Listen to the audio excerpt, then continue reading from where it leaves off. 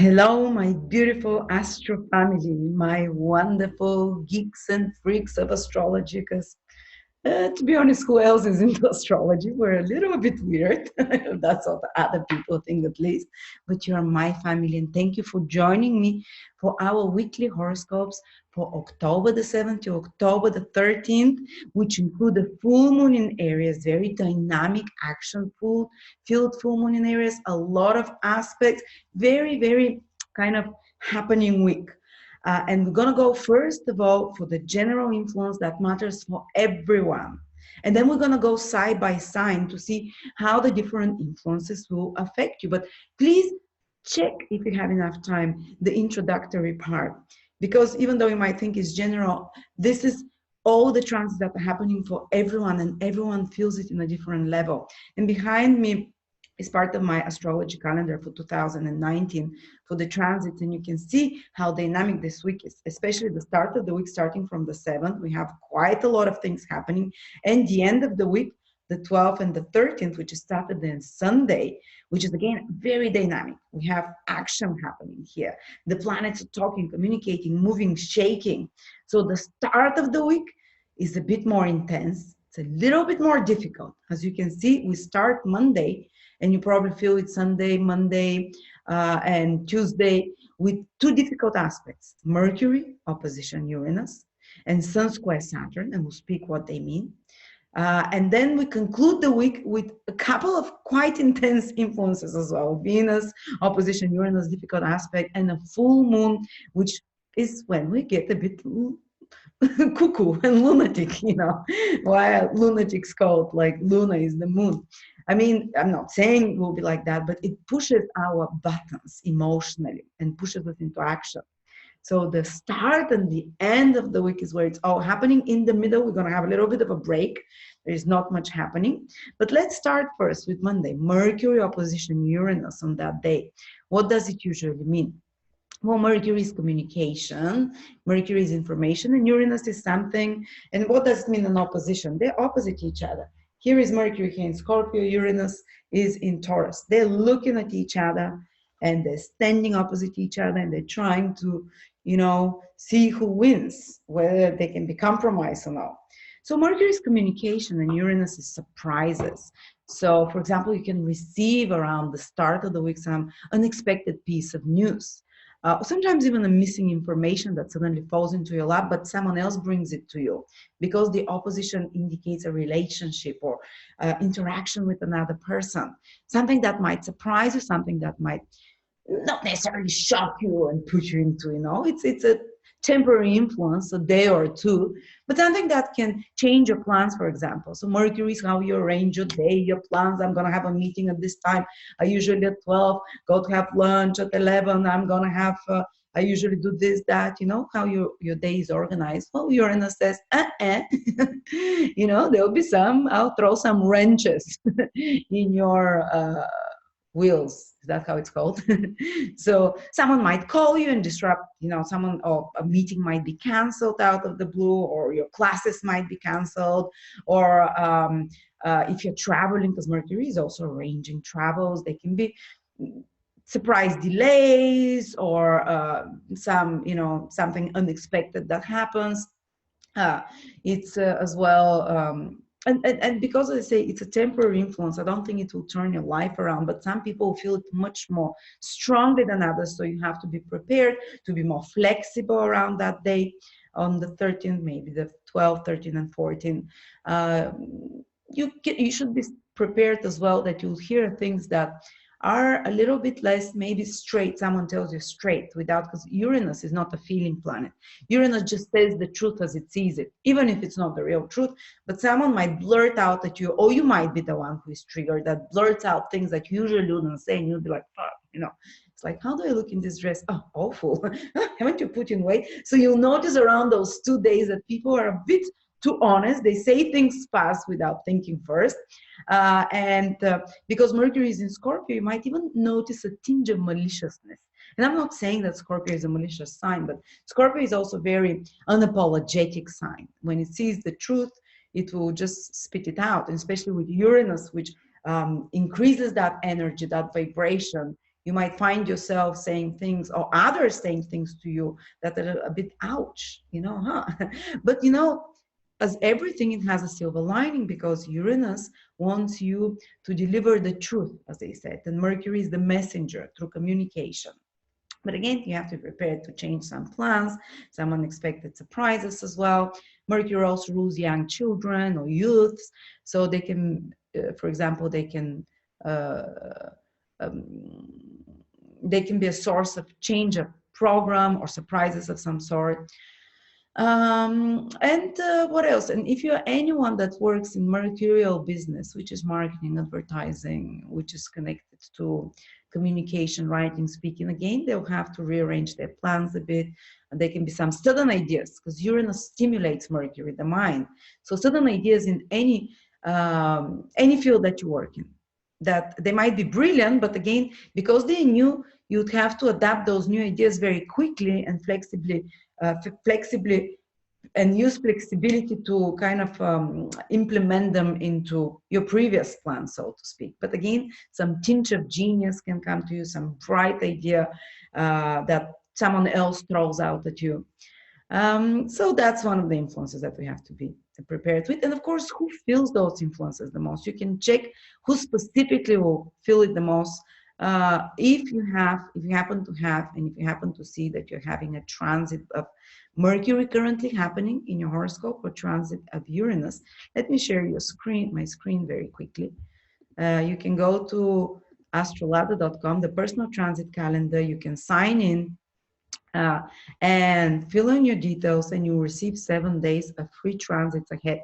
So if around those days that we're talking about, 7, 6, 7, 8, you happen to see that you have a Uranus or Mercury transit, and Mercury transits are in green. This is Mercury, Uranus is in, this is Uranus. So if you happen to have any of those, and usually it's always the first planet that you look at. So this person here has Mercury transit. They're definitely going to feel the Mercury, Uranus, the Mercury opposition Uranus, and they can read their transit by clicking on it, and they see that it's actually quite a positive transit they're having of Mercury to their natal Jupiter. And it means that despite of the destructive influence of Mercury Uranus that will affect them very strongly, they would come out really good out of it, because it's making a good aspect to their natal planet. But someone else might have Mercury or Uranus transit that's happening currently, personally for them. No one else in the world has it. So this green transit or dark blue transit, that is difficult. Square opposition, when you read the description, you'll see, then the Mercury-Uranus opposition will be much more stressful for them. So they have to be prepared. And that's what astrology is like. It's a weather forecast. And then we have on the same day, Sun Square Saturn. And that's the one that, you know, it's way more intense. And of course, to see if the Sun Square Saturn will affect you, you can check if you have any Sun or Saturn transits that day. The Saturn transits are in brown, the Sun transits are in yellow. And this person in particular will have a Sun transit, you see. So they will feel very strongly the Sun Square Saturn on Monday. They don't have a Saturn, sorry, they don't have a Saturn transit, but they have a Sun one. So they will feel that. This is how you check if the current transits are impacting you personally. This is a tool I developed for you for free. So those weekly horoscopes that I do for you will make sense for you. And you can predict like a proper astrologer. This is how a proper astrologer will do it. And you're going to check like that for everything, for every transit that we're talking about. So you see the other, that is much more important transit happening at the start of this week, is Sun Square Saturn. That means that the Sun is here in Libra, and Saturn is up there in Capricorn, and they're making a 90 degrees aspect, which creates like a square angle. That's considered a tough aspect again. It's kind of disruptive. And what does it usually indicate? Well, in this type, which planet will win out? Definitely Saturn. Saturn is way stronger in this aspect than the Sun. Saturn is in its own sign. This Capricorn, the Sun is in a sign of its fall, as they call it, or its debilitation, sorry, Libra, where it doesn't feel very comfortable, where it has to compromise while the Sun wants to do what it wants to do. So in this type, Saturn will really have to pay respect to Saturn at the start of the week. We really have to go according to the rules of Saturn if we don't want to be too frustrated, because this combination of Sun Square Saturn can create frustration, delays, complaints, criticism that comes from others. Saturn is a bit resentful as well, and it's kind of like it always finds the faults in everything. So you can notice that for some of you, it might be that someone else, you notice at the start of the week, is criticizing you, like an authority figure, an older figure, or that you have to comply to certain very burdensome rules or regulations. It might be some institutions, some other authority. It might be some bureaucratic demand that is imposed on you, but it's going to win. You have no way around it. Because the sun, that Saturn is challenging, wants to do things on its own terms, doesn't want to follow rules. It's very willful. The sun is the willpower of a human being. It's the, I'm going to do what I want to do. I'm going to be original. I'm going to be different. I'm going to create new things. The sun creates new life. You know, while Saturn is like, no, we're keeping the old structure, the old rules. You're going to do it how it's done, how it's always been done, how those in power demand, or how it's the conventional time. And this is what's going to win, ladies and gentlemen.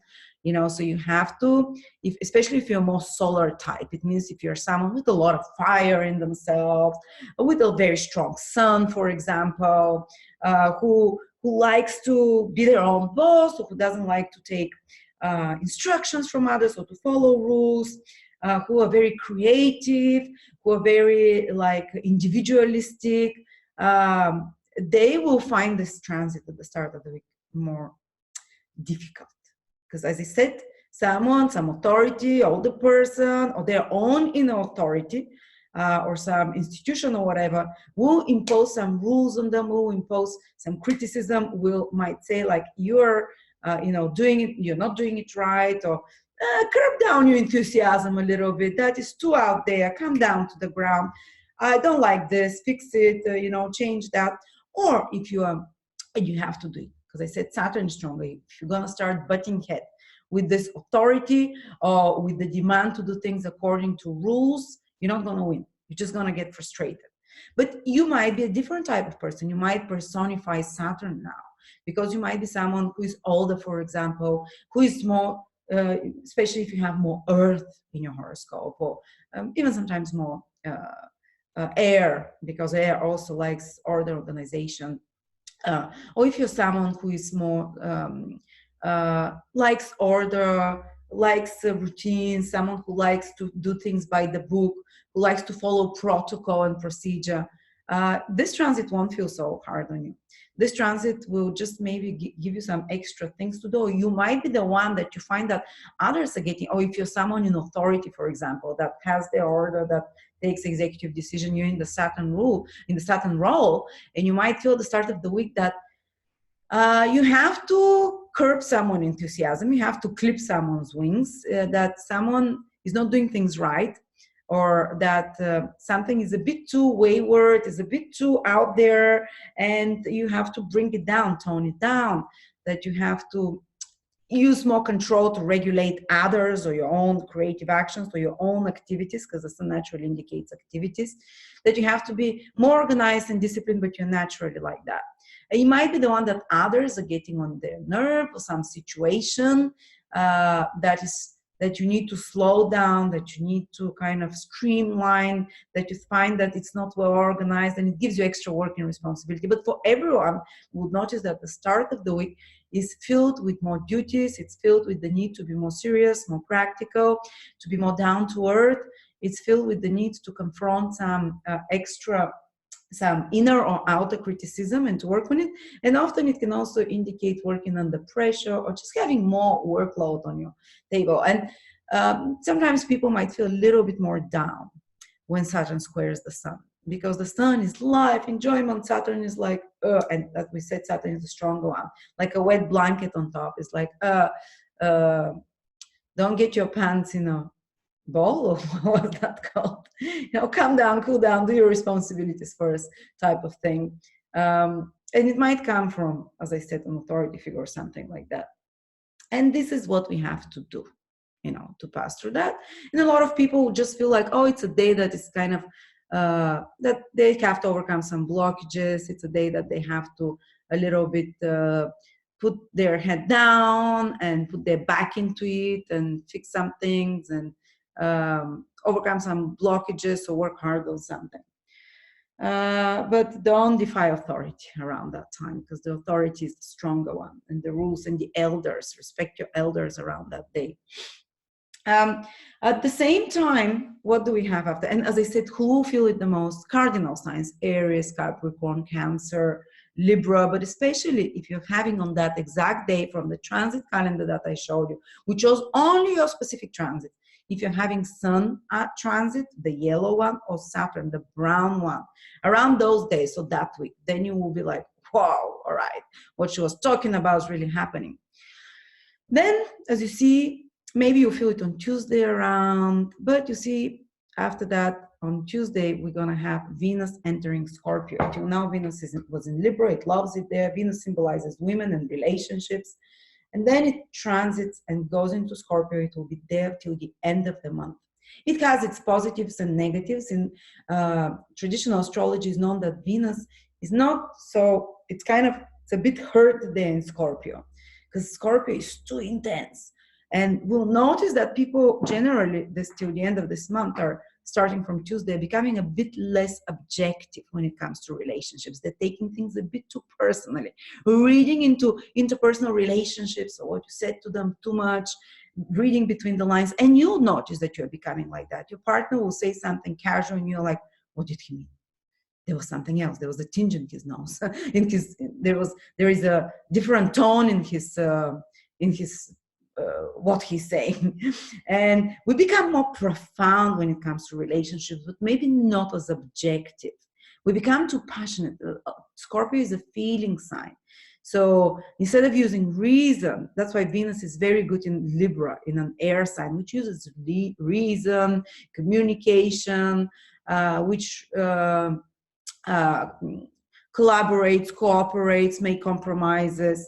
But now Venus entering in Scorpio, especially women will feel it, because women are ruled by Venus. They'll notice that they're becoming more emotional, that they're not looking at things objectively when it comes to others, or to their sense of beauty, how they act as a woman as well. That they're putting a mask, but that some very primal instincts and desires are rising. And that's usually a time when people become possible to become more jealous, to become more suspicious towards others, to become more intense, overall more sexual, to desire more intimacy. But I'm not talking here just get it on with someone, or just to sit and talk and drink wine. I'm talking, you're gonna start feeling the need to merge with your partner, I'm gonna put a spell on you, I'm gonna possess you. You're gonna feel the need to feel this deep connection with your partner, not for them to tell you in words, like, you're so pretty, or I love you so much. If they tell you, I love you so much, you're so sweet, you'll be like, really? Really? What did you mean? You can start feeling such tinges, such colorations. And people that are more full of air, fire, they might resist this urge, and they might notice it from others as well. Or they might feel uncomfortable with this. But people that are more watery, earthy, that have water, earth elements of Venuses, they'll notice that they're expressing their feelings more naturally, that they feel more connected and bonded. And by the end of this period, and I'm talking, you see, Venus stays in Scorpio by the end of October, you can notice a deeper bond, more and fortified by a more tantric even experience sexually. If you meet someone now with Venus in Scorpio, it will be a relationship based on a very deep sexual attraction. It won't be just like, let's drink coffee and, we have such like-minded ideas about and goals about the world. No, it will be like, it's kind of, you're sitting next to them and waves are passing through you, and your kundalinis and your chakras, and you kind of the snake at the end of your spine is uncoiling, type of thing. And hopefully it can be some kind of intense rebirth as well for a sexual connection and intimacy with the partner. But at the same time, you might be drawn to penetrate others, especially if you're a woman. In a sense, I'm not talking in a physical sense, but no secrets left. Tell me what you mean, to kind of, because Scorpio is penetrating sign, and Venus is a gentle planet, and you can notice that in relationships with others, not only sexual relationships and intimate ones, but generally with others in social situations as well, that you're first talking about deeper topics. you first maybe notice that people around you are more intense. They're maybe talking about the occult, about some taboo subjects. Maybe they're being more mystical, more difficult to read as well, more secretive and hidden. And you might feel like doing that as well. And you notice that you enjoy social occasions because Mercury, the planet of communication, the other social planet, is also in Scorpio almost till the end of the month, is also in Scorpio. So the two social planets in Scorpio, starting from Tuesday, you're going to notice that you're enjoying much more deeper things, as I said, much more, you're reading more between the lines, that it's not so easy to just go ask someone something and they'll tell it to you. You might be more protective of your secrets as well. You might, and if you want to bond with someone, you don't want something superficial, something really deep and intense. And in social situation, you can feel people, they're more intense. They're not chit-chatting, like Brian says, Chardonnay and Brie. They're like, maybe asking you something very profound, maybe talking about life and death, maybe taking things very personally and intensely. Those tones, and some people love that. Some people would be like horrified, like, oh my God, I feel like you're at a social occasion, and if you light a person near fire, and you'd feel like, oh my God, it feels like I'm wading through ice here. like what are all those heavy topics, or those, so why is people being so intense, or why people being so hidden? And Venus is our sense of fashion and beauty. When it moves into Scorpio, we might start feeling drawn to kind of the colors that the Scorpio colors, which wine colors, like dark wine, or darker colors, or burgundy. Or we can start being drawn to leather as well. We can start being drawn to browns. We can start being drawn to sexier clothes, but not in your face. They're sexy in a subtle way, and they show power. They show like, I'm protecting myself, but I'm strong, and I'm sensual and sexy, but I'm not vulnerable. And you can put some mystery into it as well. Some people can start noticing that they want to express their affection in a more controlling, dominating way, or that they're enjoying more being dominated or something like that. And by the way, talking about that, me and Natalia, while Venus is still in Scorpio, are doing a 2-day seminar, just $99. Then it becomes $120. It's online. On sex and love. She'll be talking about sex of the 12 signs. I'll be talking about love, very in-depth. I'll do it. It's for beginners and for very people that know astrology in depth. We'll speak about all aspects to understand your partner, what they need, All right. So, and you see after that, people that love astrology or the occult, when Venus enters into Scorpio, they feel even more fascinated, because Venus is love. They kind of start loving it, enjoying it more. They kind of love reading, or you might start noticing yourself that you're enjoying reading mystery books, that you're reading, that you want to watch on TV documentaries about love and passion and sex, or about betrayal and cheating, or documentaries about taboo subjects, or about crime. Scorpio rules all those things. or novels, that whodunit novels, research, and also people that love researching, or people that are, whether they're astrologers, whether they're scientists. When Venus moves into Scorpio, they enter this kind of sacred space that they almost feel some kind of, they feel like sacred pleasure when they are investigating something in depth, when they're merging with something on a very deep level, studying, researching something. And again, as I said, for less balanced people in more difficult relationships or something, this can make them become more jealous, more unreasonable, more suspicious, and such. And then we have a little bit of a free spell, right? And then we're going to have Venus. What is it doing? Just a second. Here's my, I can't see it on the screen there. Venus opposite Uranus. It doesn't show here. It's here. It shows on the 12th. It means that Venus has also reached Uranus. That's around Saturday. So Friday, Saturday, Venus opposite Uranus, which will break us a bit of the suspicious Venus mode of Scorpio. It will make us a bit more willing to experiment, to do crazy things. And usually, if you meet a new person, business partnership, a friend, or personal relationship, it might not be lasting, because Uranus is something that person that appears in our life just to change our mind about something, to shock us out, to bring us a different perspective, you know. Or if they stay in your life, it might carry the energy of on and off, or long distance, something unusual that is not constant, that has like occasional spurts of excitement together, and then withdrawal from each other, spurts of excitement. So, you know, relationships started around that time. The end of the week might be a little bit less stable, but they might be what it's needed to take you out of a rut. And also, even if it's not a new relationship, you might meet someone that you already know, you know, that kind of takes you out of your comfort zone, that challenges you, not in a negative way, in an exciting way. It presents to you something different. Or you might be the one that are in a mode that you want to challenge others, because you might be more the Uranian type. So you're the ones that goes and says something to people to shock them out, again, to tell them the truth, to do exciting, unpredictable things. You even might find yourself that every time on Friday, me and my partner go to this restaurant and do that, and me and my friends, or I do this, I go shopping on Friday, or go to this restaurant, because Venus is how you enjoy yourself, or how you're in your social environment, and having fun.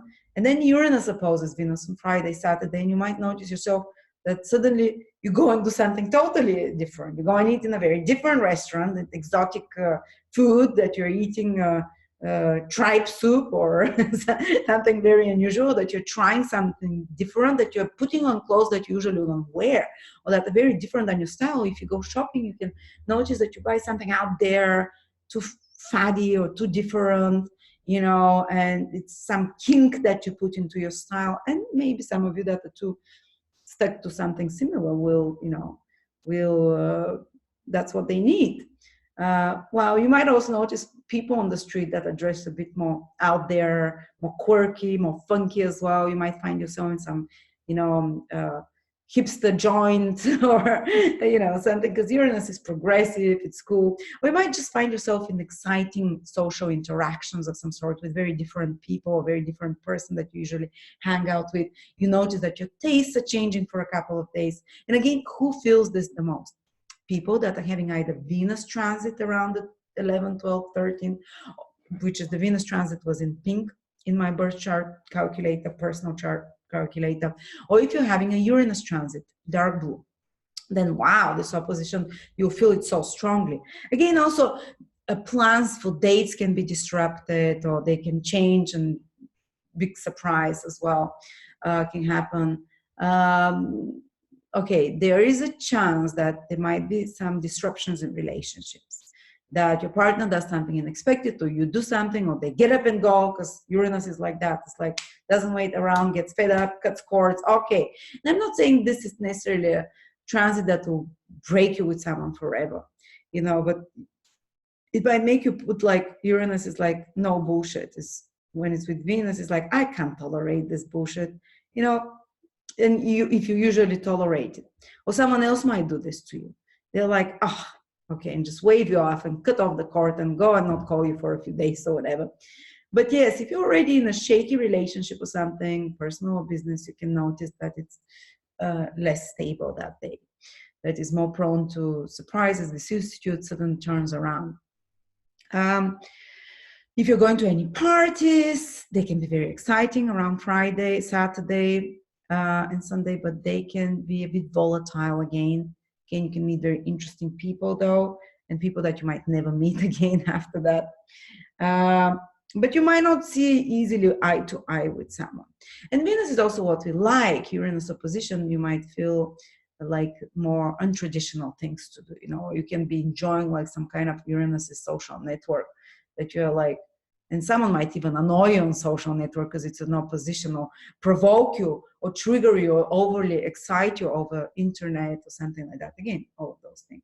But again, if you're in career that is Venusian, like fashion, like art, it can be, the day can be a bit disruptive, but exciting as well.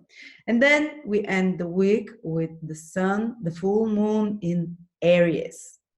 I mean, we have full moon every month, but it just enhances the emotions very strongly, and full moons give you a result into something. make you see the results of something, make you have realizations. And this full moon is in Aries, which means that the moon is here while the sun is in the opposite sign. And it's squared by Pluto and kind of Saturn. But it's also trine by Jupiter. So what does it mean? Intense feelings are born when there is a full moon. Because it's in Aries, those feelings can be quite angry at moments. Though someone can and Aries is a sign of action. Don't sit around. You'll be pushed into action towards the end of the week and 2 weeks after that, because the full moon kind of sets the tone, the emotional tone for 2 weeks after that. So starting from the end of the week, maybe a little bit before, because some people are sensitive, they feel it a few days before the end. You can start feeling more restless because it's in Aries. You want to act, you want to do things, you know, and it's the emotions that trigger it. You might not feel right about you might feel overly excited about something, and that push you to get going, to start doing something, especially on something that you already have started doing before. Because it's a full moon, it's not a brand new thing that you're starting. It's something that maybe you see the results of, and you're very hectic with the completion of those things. You have to act on them, you know, you have to go. They might trigger you something or someone that you already know, or a situation that you're aware of triggers you emotionally, makes you a bit more volatile, to burst out, to express your anger, to go and do something. You know, sometimes it's good to express our angry emotions, but it's most constructive to get up and do something, like Aries. Maybe also some physical exercise will help you towards the end of the week to let off that very cardinal steam. And the moon is square by Pluto, which means our emotions will be quite intense, almost like primal. Some kind of anger can erupt from primeval times in you. That's buried, like the caveman in you, or the witch that was burned on the stake 500 years ago in a previous incarnation might raise its head, and you know, and you're like, whoa, what is that intensity of feelings? So yes, the feelings will be intense, but the ultimate goal is to put you into action, to get something done, to complete something, to wrap something up, maybe to finish something. For some people, it might be like it triggers them, this Plutonian tone of the difficult aspect, and Saturnian, something that frustrates them, that kind of they can't even put their finger on, because Pluto is a bit ineffable, some power struggles, or Pluto is power struggle. So some internal our own inner shadow can erupt on the surface and put us into action to get something done, to complete it, to end it. But you see, we have a very beautiful, helpful trine from Jupiter, the great benefic in its own sign. It's perfect trine to the moon on the day of the full moon. So that's way more powerful than the Pluto square and the Saturn square to the moon. And the sun is also, Jupiter is making sextile to the sun. And who's going to feel this new moon the most? This new moon, full moon, sorry, will be felt the most. Go to my birth chart calculator and check if around the 13th, 12th, 13th, 14th, even up to the 15th, 12th, 13th, 14th, 11th, 12th, 13th, 14th, 15th of October, you're having any sun transits, the ones in orange, then this full moon will trigger you very powerfully. But as I said, the ultimate result of this full moon is very good, because Jupiter is making the major aspect. Uranus is an invisible planet. Psychologically, we might feel turbulent inside. We might feel intense feelings, but the outer results are shown by the visible planets. The outer result will be Jupiterian, powerful, positive conclusion, great rewards of some sort. So for many of you, this new moon, it will be intense emotionally, maybe kind of too intense and excitable, but you will be completing something in a positive way. You'll be seeing the positive result of something. You'll be rewarded for something that you've been doing, or you'll have an illumination. Jupiter gives knowledge and understanding on a deep intuitive level. The moon, about how you have to proceed on something that you've been doing, and what it is that you have to remove, what it is that you have to leave. So some great advice come to you, or great deep insight, and the moon, the full moon in Aries, will kick you into action to change that. Because it's the Aries, the moon, full moon. It's action to change something. So you see, very dynamic week. It's triggering my Sun, my Mars, my Pluto. But as I said, it's a positive result. It's a positive ending.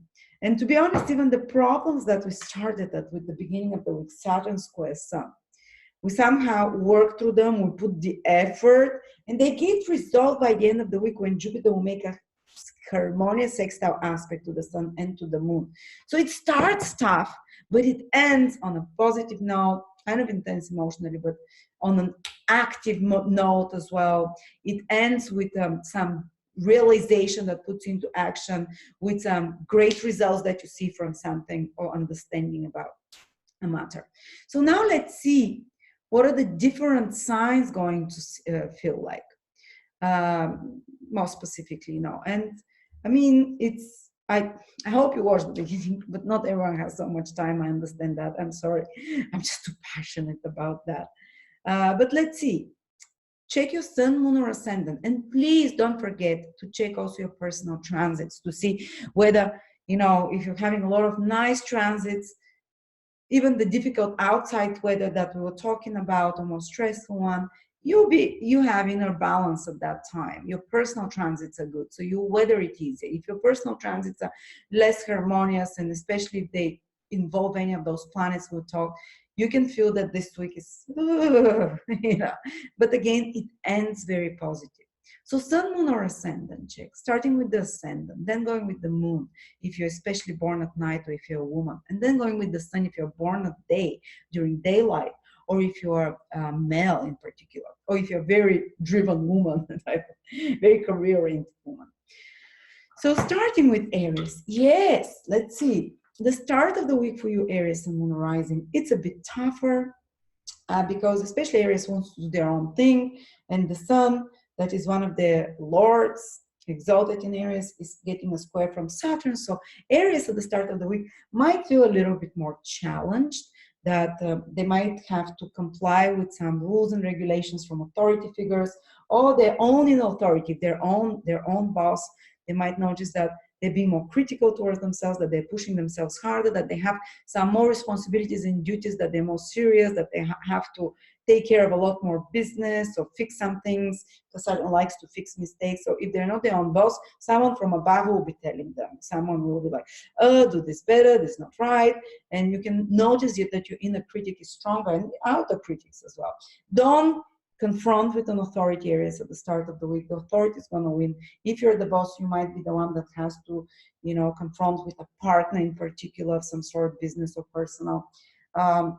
You might, there can be some tension between you, between your career and your relationships, some pressure that comes to you in regards to your relationships, personal, business, with clients, marriage partner, whatever, boyfriend, girlfriend, because of extra responsibilities and duties that come, or because of some criticism that's happening there. But you're just going to have a bit more, a bit more serious decisions and work to do at the start of the week. Also, the start of the week, because Mercury opposes Uranus in your second and eighth house, there might be spending of some money for yourself and others, unexpected spending that comes, and also some new ideas in regards to resources and finances. You might have to change something, rearrange something in regards to resources, finances, money, shift something around, or you might have to spend on something. And then Venus entering Scorpio for you till the end of the month, Aries, means that you can benefit, especially a bit later this month. You can benefit from another person. Resources come to you from others that you work with. Your partner can bring, you can receive some present, some help and support, material, financial, or emotional, from another person.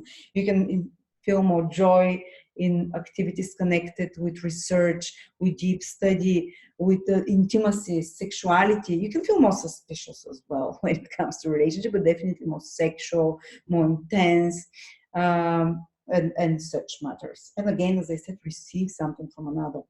And then towards the end of the week is the full moon in your sign. Whoa.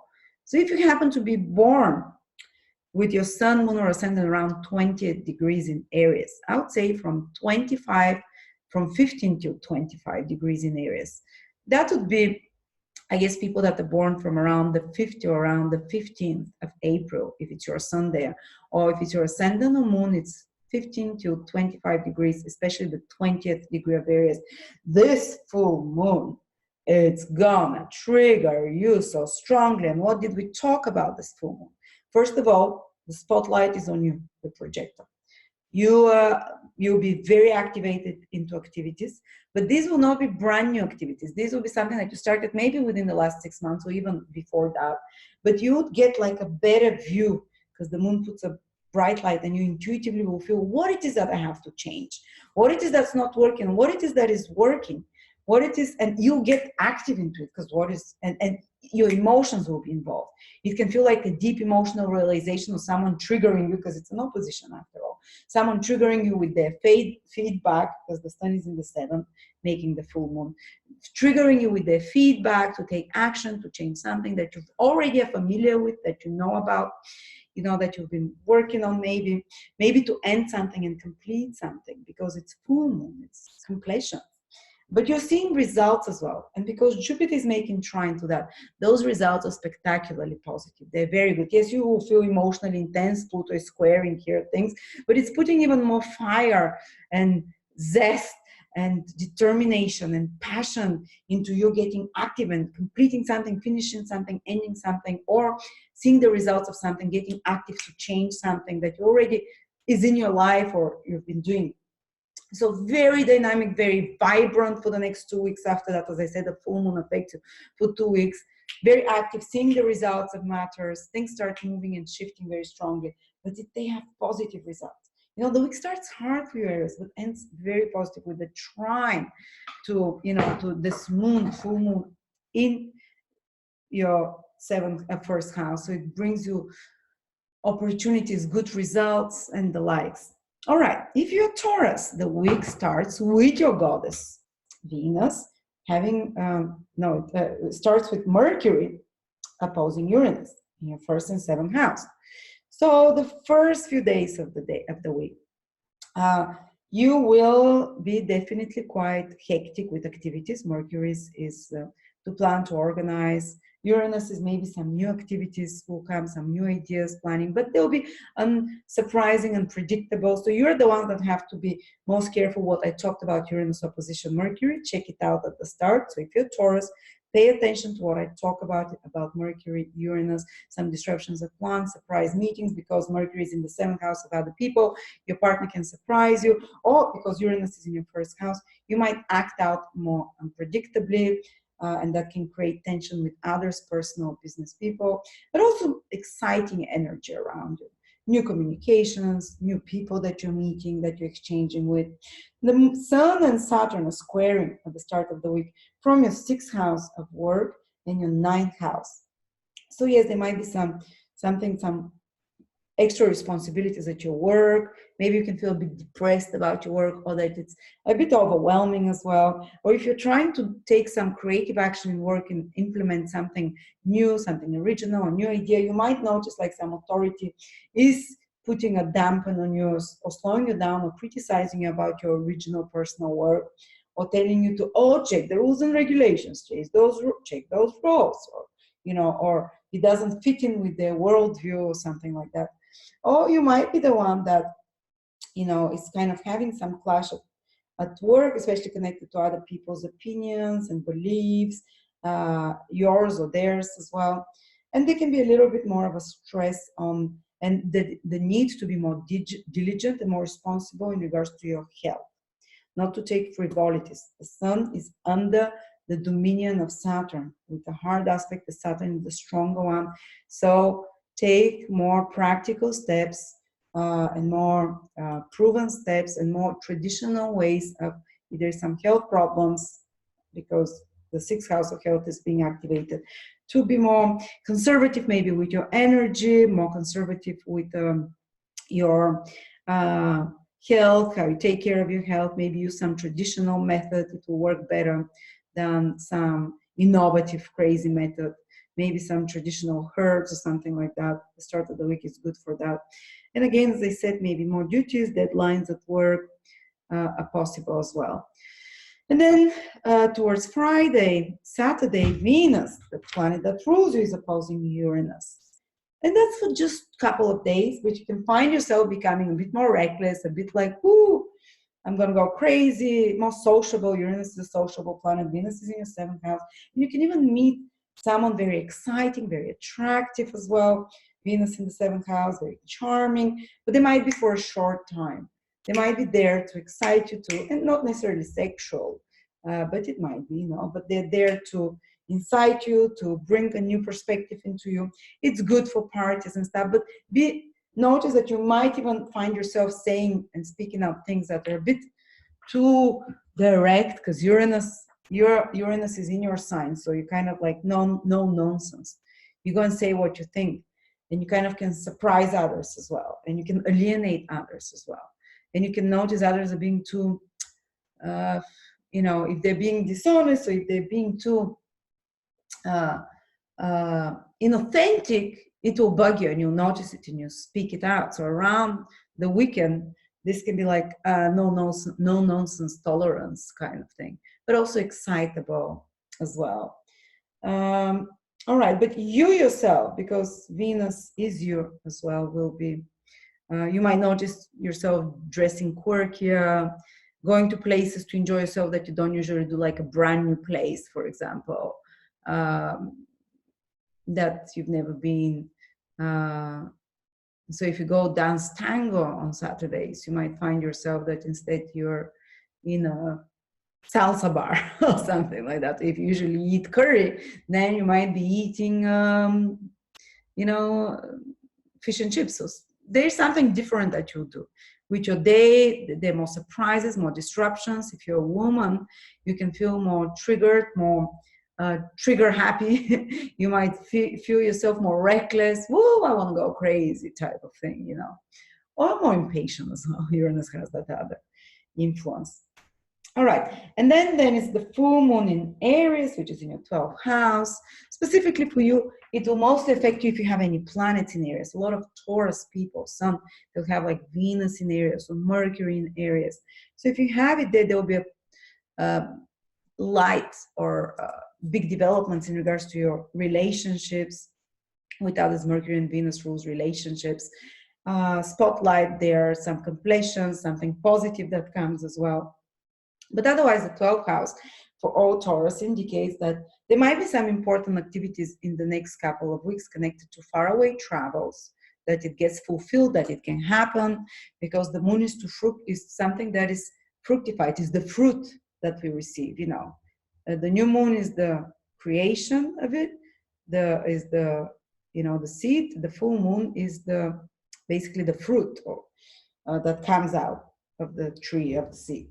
So you can see the results of something to do with faraway places, documents, relocating to foreign places, and they're positive results. Jupiter is trining that moon, you know. Also, it can make you very intuitive. You can receive some deep intuitive insights. You can receive some like a gut feeling about something that really is correct, and that's really powerful and pushes you into action, because the moon is in Aries after all. You might have a spotlight on doing something behind the scenes and discovering some secret. The 12th house, the house of secret, something that you are not aware of, and the full moon puts a flashlight there. It's like discovering a secret, finding out something that pushes you into action. But again, it seems to have a liberating influence on you. Even if it carries a shock value of some sort, because Pluto is involved, something secretive. The trine of Jupiter guarantees that it brings you more liberation, more inner peace eventually. Or you might be preparing for something behind the scenes. And for a few days, you might have to work, get something done, you know, but it's not obvious. It's not obvious to others. And you're getting secret support as well. You're doing also something private and secretly. I'm not saying necessarily you're having affairs, you know, it's one of the things of 12th house. But 12th house is the house of bed pleasures. So you see the moon there, full moon there illuminates some deeper emotional connection in your bed pleasures, with Jupiter trine from the 8th house of intimacy. By the way, I think it might be good for even conception, because the 8th house is the house of conception, pregnancy and things like that, or deeper intimacy. This full moon can bring you and put you into action. Or to research. 12th house and the trine from Jupiter from the 8th, they're both houses of research, of deep study, of the occult, of astrology, of getting buried under the sheets with someone or with a book of astrology. It's kind of a nerdy, with a book of psychology or research, of, fantastic time of this full moon. And also the full moon, the 12th house, the house of endings. It will illuminate for many of you what it is that has to be ended. There might be the completion of something that you've been working on, positive completion. Jupiter is making a trine, completing it, seeing the results of that as well. And they can be a focus also on some spending, 12 houses, spending. But again, it's kind of good for your soul, that spending that you're doing with this full moon, because the trine of Jupiter from healing houses, both the 12th and the 8th houses, where the full moon's most important influences are healing, emotional, deep. So you can feel like this more, they can be even this, after the more extrovert Venus opposition Uranus weekend that you've had and crazy and out there, you can start feeling deeper emotional feelings, to be more introspective, introverted, and they can actually even, your inner states and insights can push you into action. Whew, making them very long. And I forgot to tell you, Taurus, that yes, if you'd like to learn more about relationships and love, I'm doing a webinar 2 days together with Natalia. I have one day, maybe 3 or 4 hours, and she has the other focusing on relationships and astrology. We both are going to use astrology. I will be more on love, she'll be more on the sex part. So it's 30% off on the 22nd and 23rd of October. So Gemini, Sun, Moon, or Rising. The week starts for you, like for everyone else, a little bit more shaky. The planet that rules you, Mercury, is receiving an opposition with Uranus. And what does it mean? Well, Mercury is Uranus is someone you can feel more volatile, more changeable. You can want to do something a bit more crazy, disruptions to your plans as well. Look, Mercury is in your 6th house. So that's work, your daily routines, your graphic, what I'm going to do today or whatever. Well, Uranus is saying out of the blue things appear around the start of the week. Uranus is in the 12th house, surprising hidden things you're not aware of, maybe emotional states as well, that disrupt your plans and that say, okay, you have to make a compromise or you have to quickly adjust and adapt. So your day is not going to go according to plan, but it might be full of excitement. But be ready that your plans will be compromised and to be flexible, basically.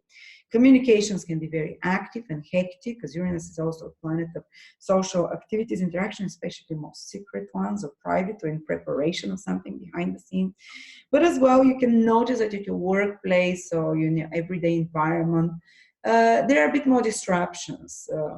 That's like you might be late for something, or you might miss a bus, or they might change the schedule of the transportation that you're using, or you have to take a different route, or if you're traveling somewhere, you have to be more flexible again. If you're doing some presentations or something, there might be some technical issues because Uranus creates electric kind of unexpected things. So be careful around that day.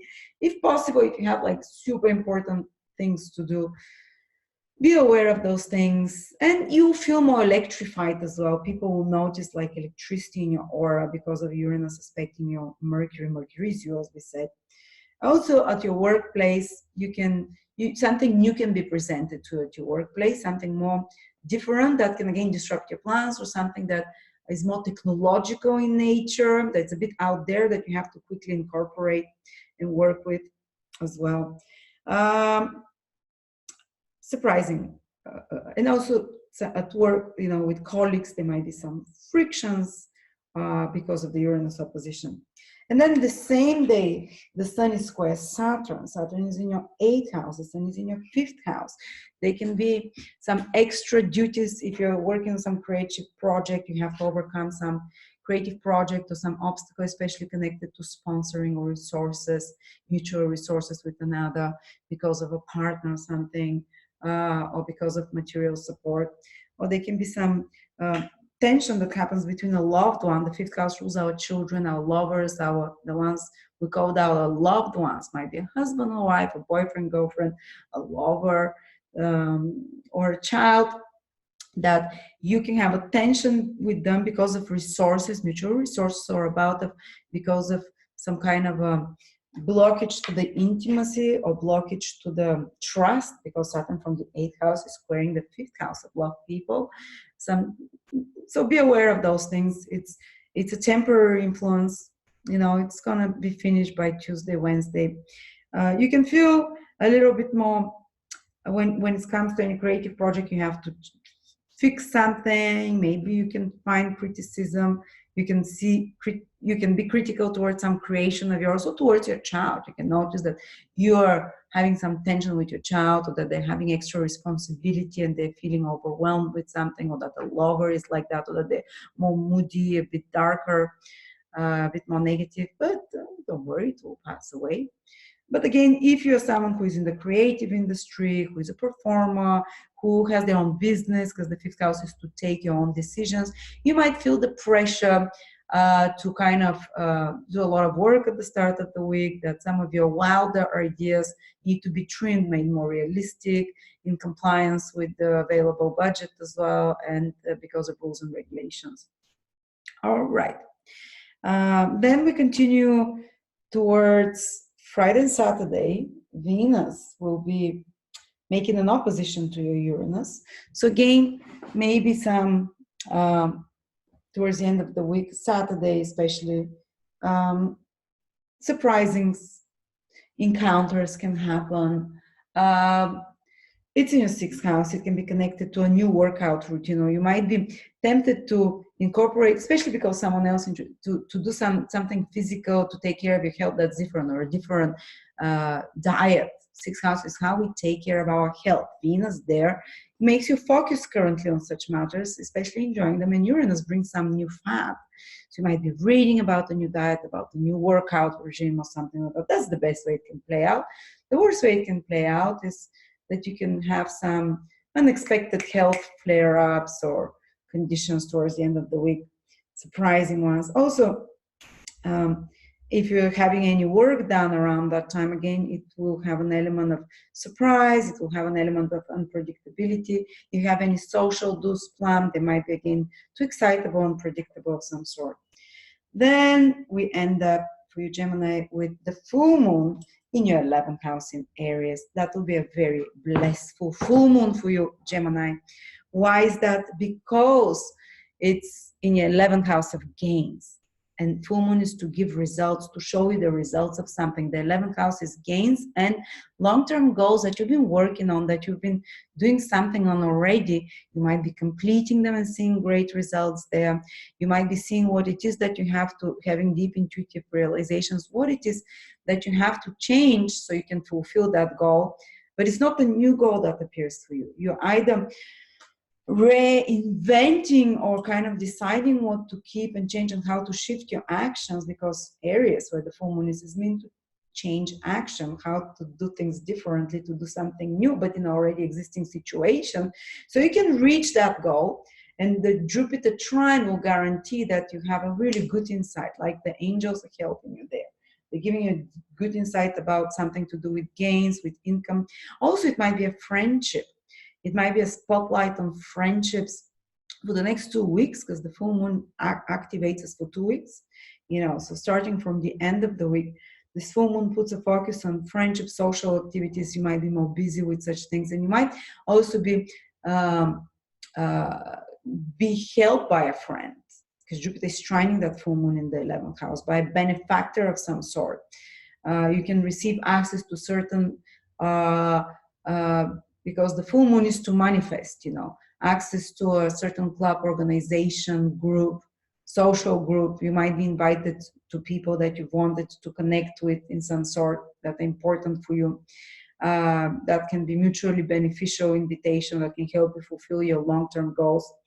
And as well, you can have some emotional interactions with friends. Absolutely true, because it is the moon, but they get you into action. So other people activate you for your dreams and goals somehow.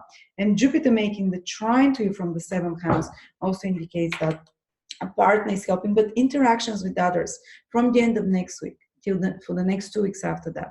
It gives you like fulfillment of something, reward. It gives you something good happening to you because of others, you know, and more gains as well as the 11th house.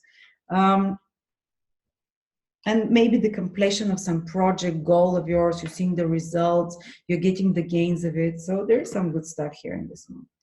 All right, so then we get, and by the way, Gemini, I forgot to tell you that me and Natalia are doing a webinar, 2 days, only $99, and after that it becomes 120. This October on the 22nd, 23rd on love and sex. I focus on the astrology of love. She focuses on the astrology of sex. It will be an epic one. I've been preparing for 2 months. I'm very excited. So join us when you can. Cancer, Sun, Moon, or Ascendant.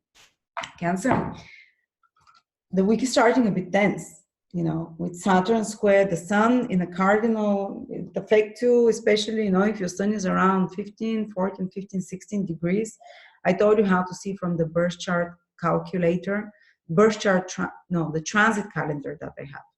I showed you at the beginning to see if you're going to be affected very strongly, but Cancer started the week a bit more intensely, maybe some tensions between their personal life and their relationships, or their business life, the seventh house is business clients and the needs of their family. Maybe there can be some stress between their relationship and their family life because of extra responsibilities and duties again. Maybe they can feel more criticized by another. Maybe they can feel more tension and pressure for another. Or you can also feel more critical towards others, because Saturn is in the seventh house, triggering the Sun, especially towards your family, towards mom. Then be careful for conflicts with family or for escalation of tension there. Or you can just feel a little bit more because of duties, responsibilities, that your family, personal life, it has to come at the background. Or you have to subdue, or you have to give priorities towards your responsibilities to others, whether in business or partners, at the expense of family responsibilities and duties.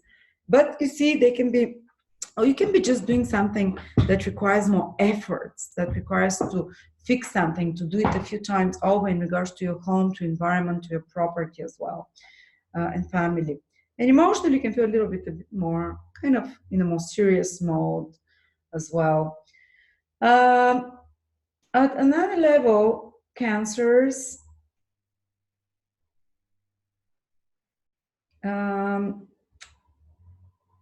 let's see, the next thing that happens after that, and as I said, the week starts more tense, but as it progresses, it improves because there is the full moon after that in Aries, and it's going to be in your 10th house, you see, here. And this full moon in Aries is quite positive, as I said, because it's fully trine Jupiter and sextile the Sun. So if the week started more intense, a bit more difficult, with more challenges, it concludes very positive, and actually the results of that might last for 2 weeks after that, because the full moon influence spills over for 2 weeks. So you end up the week with maybe some recognition. The spotlight is on your career. You're very noticed, publico, in the public eye, and it's usually full moon indicates seeing the results of something that you started before, maybe completing a career project. Maybe if you've been applying for a job, you can finally get it done if you've been working on that. If you've been working on some project, you can get recognized, or some promotion someone can get. And this time it's going to be positive because Jupiter is making a trine from the 6th house of work, and the efforts and the duties and responsibilities that you did, the difficult tasks that you solved, and it gives you like the full, it's like the crowning. It's like the full moon is of the 10th house. You're crowned with some kind of respect or improved reputation because of career, because efforts at your work or regarding your work as well. But it's something that you're completing, ending, or something that you're seeing what has to be changed in it, and you're getting yes, you're gonna get emotional. The moon is in Aries, but it's gonna kick you into action. So some, very active period in regards to your career towards the end of the week, but which gives you results or rewards, makes you fulfill certain project as well, which maybe some authority figure, a person in power, can be as well very prominent for you this week, and they help you in some way. But because the full moon, you're the moon. You know, when there is a full moon, you are most, you know, prominent there because you're ruled by the moon.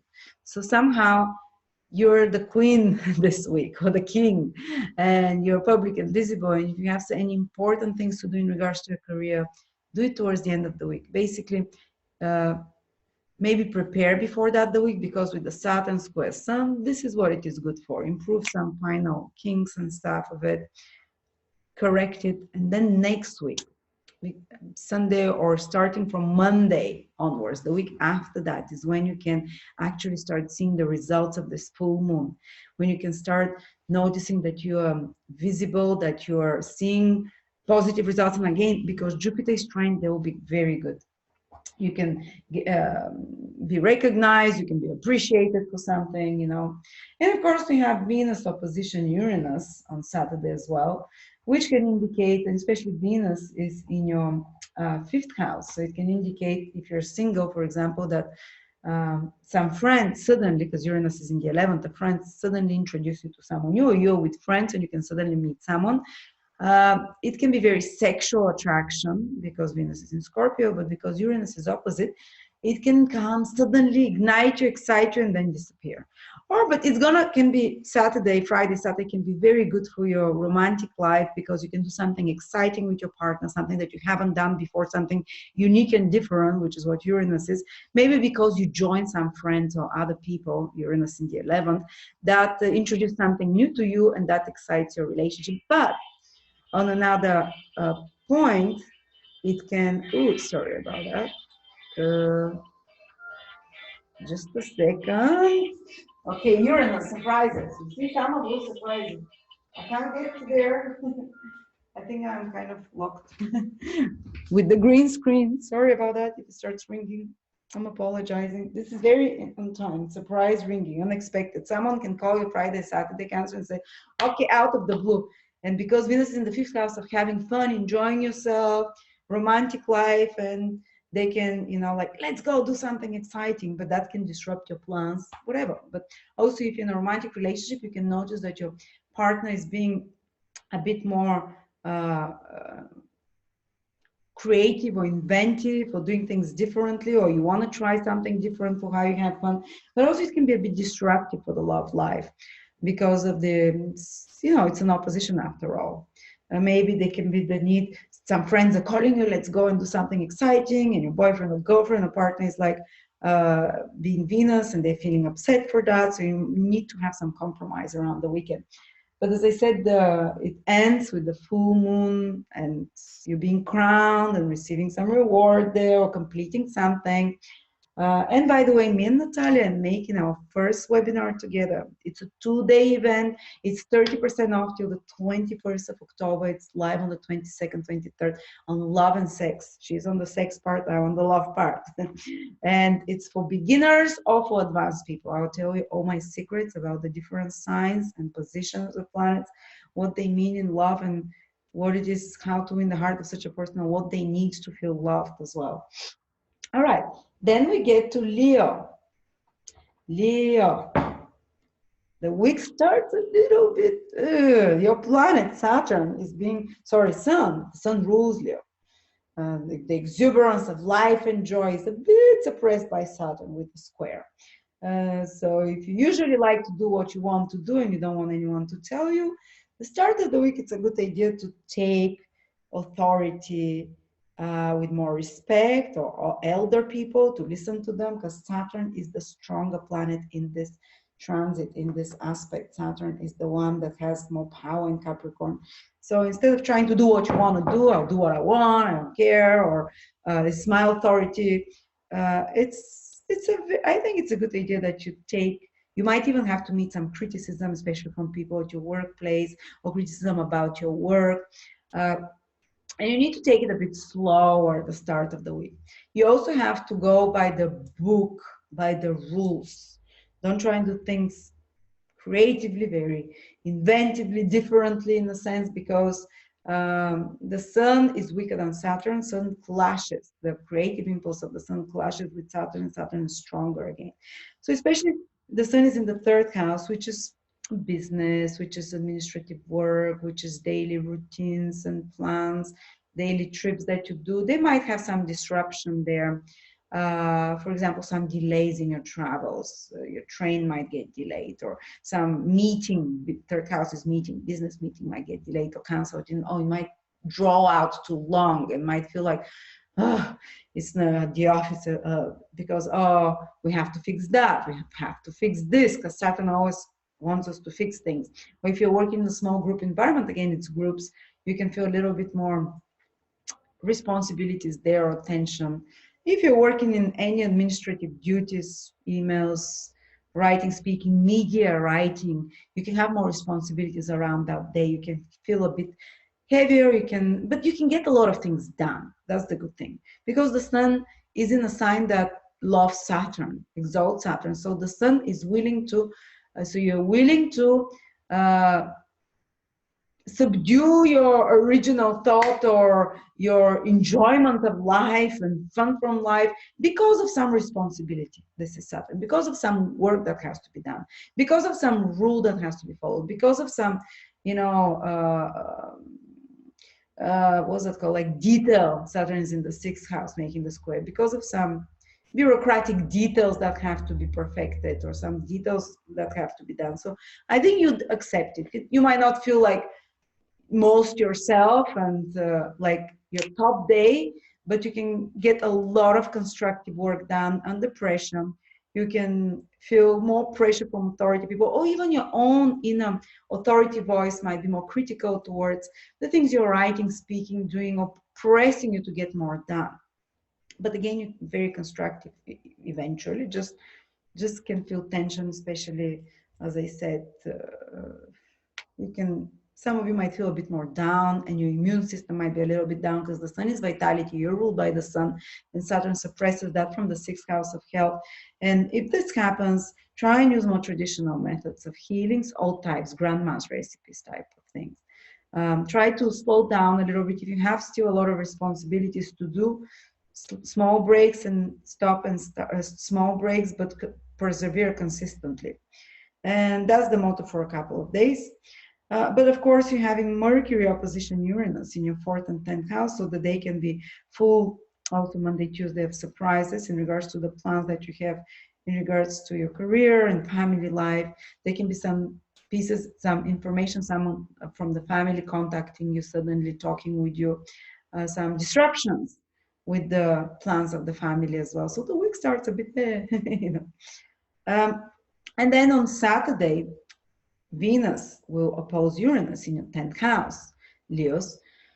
So again, there can be some pleasant times in regards to the family, but that they clash with your work responsibilities or your public duties of some sort. I don't think it's you'd feel it only if you're having on that day any Venus or Uranus transits, and that's around the 12th, so 6, 7, 8. So 8, 9, 10. 9, 10, 11, 12, 13, 14, if you're having Venus or Uranus transits in your personal transit calendar, in your personal one, then you can feel some disruption there, especially with your personal life, with some surprises, your partner can act out unexpectedly as well. And yeah, so more excitability. Maybe you decide to do something very different with your family around the time, or decorate your house in a different way. You buy something that is very quirky and unique and different for your house. All right, so, and then we finish, Leo, with a very positive. We started the week hard, you see, but we're finishing on a very positive note with the sun, with the full moon in Aries in your 9th house, which is triggering you with trines, and Jupiter is making trines to the full moon. So what can happen? They can be, especially the 2 weeks after that, starting from Saturday, Sunday, when the full moon is, for the next 2 weeks after that, there can be some very positive developments of something that you started before, which is connected to traveling, for example. Some of you might be able to travel for a foreign country, or to get documents for a foreign residence, because Jupiter is making the trine. So gives good results. The full moon is results, to see results of something, to reap the good or the bad. But because Jupiter is making a trine, it will be a good thing that you're reaping, and it's making a trine from your 5th house. So Um, it can allow you to enjoy yourself more towards the end.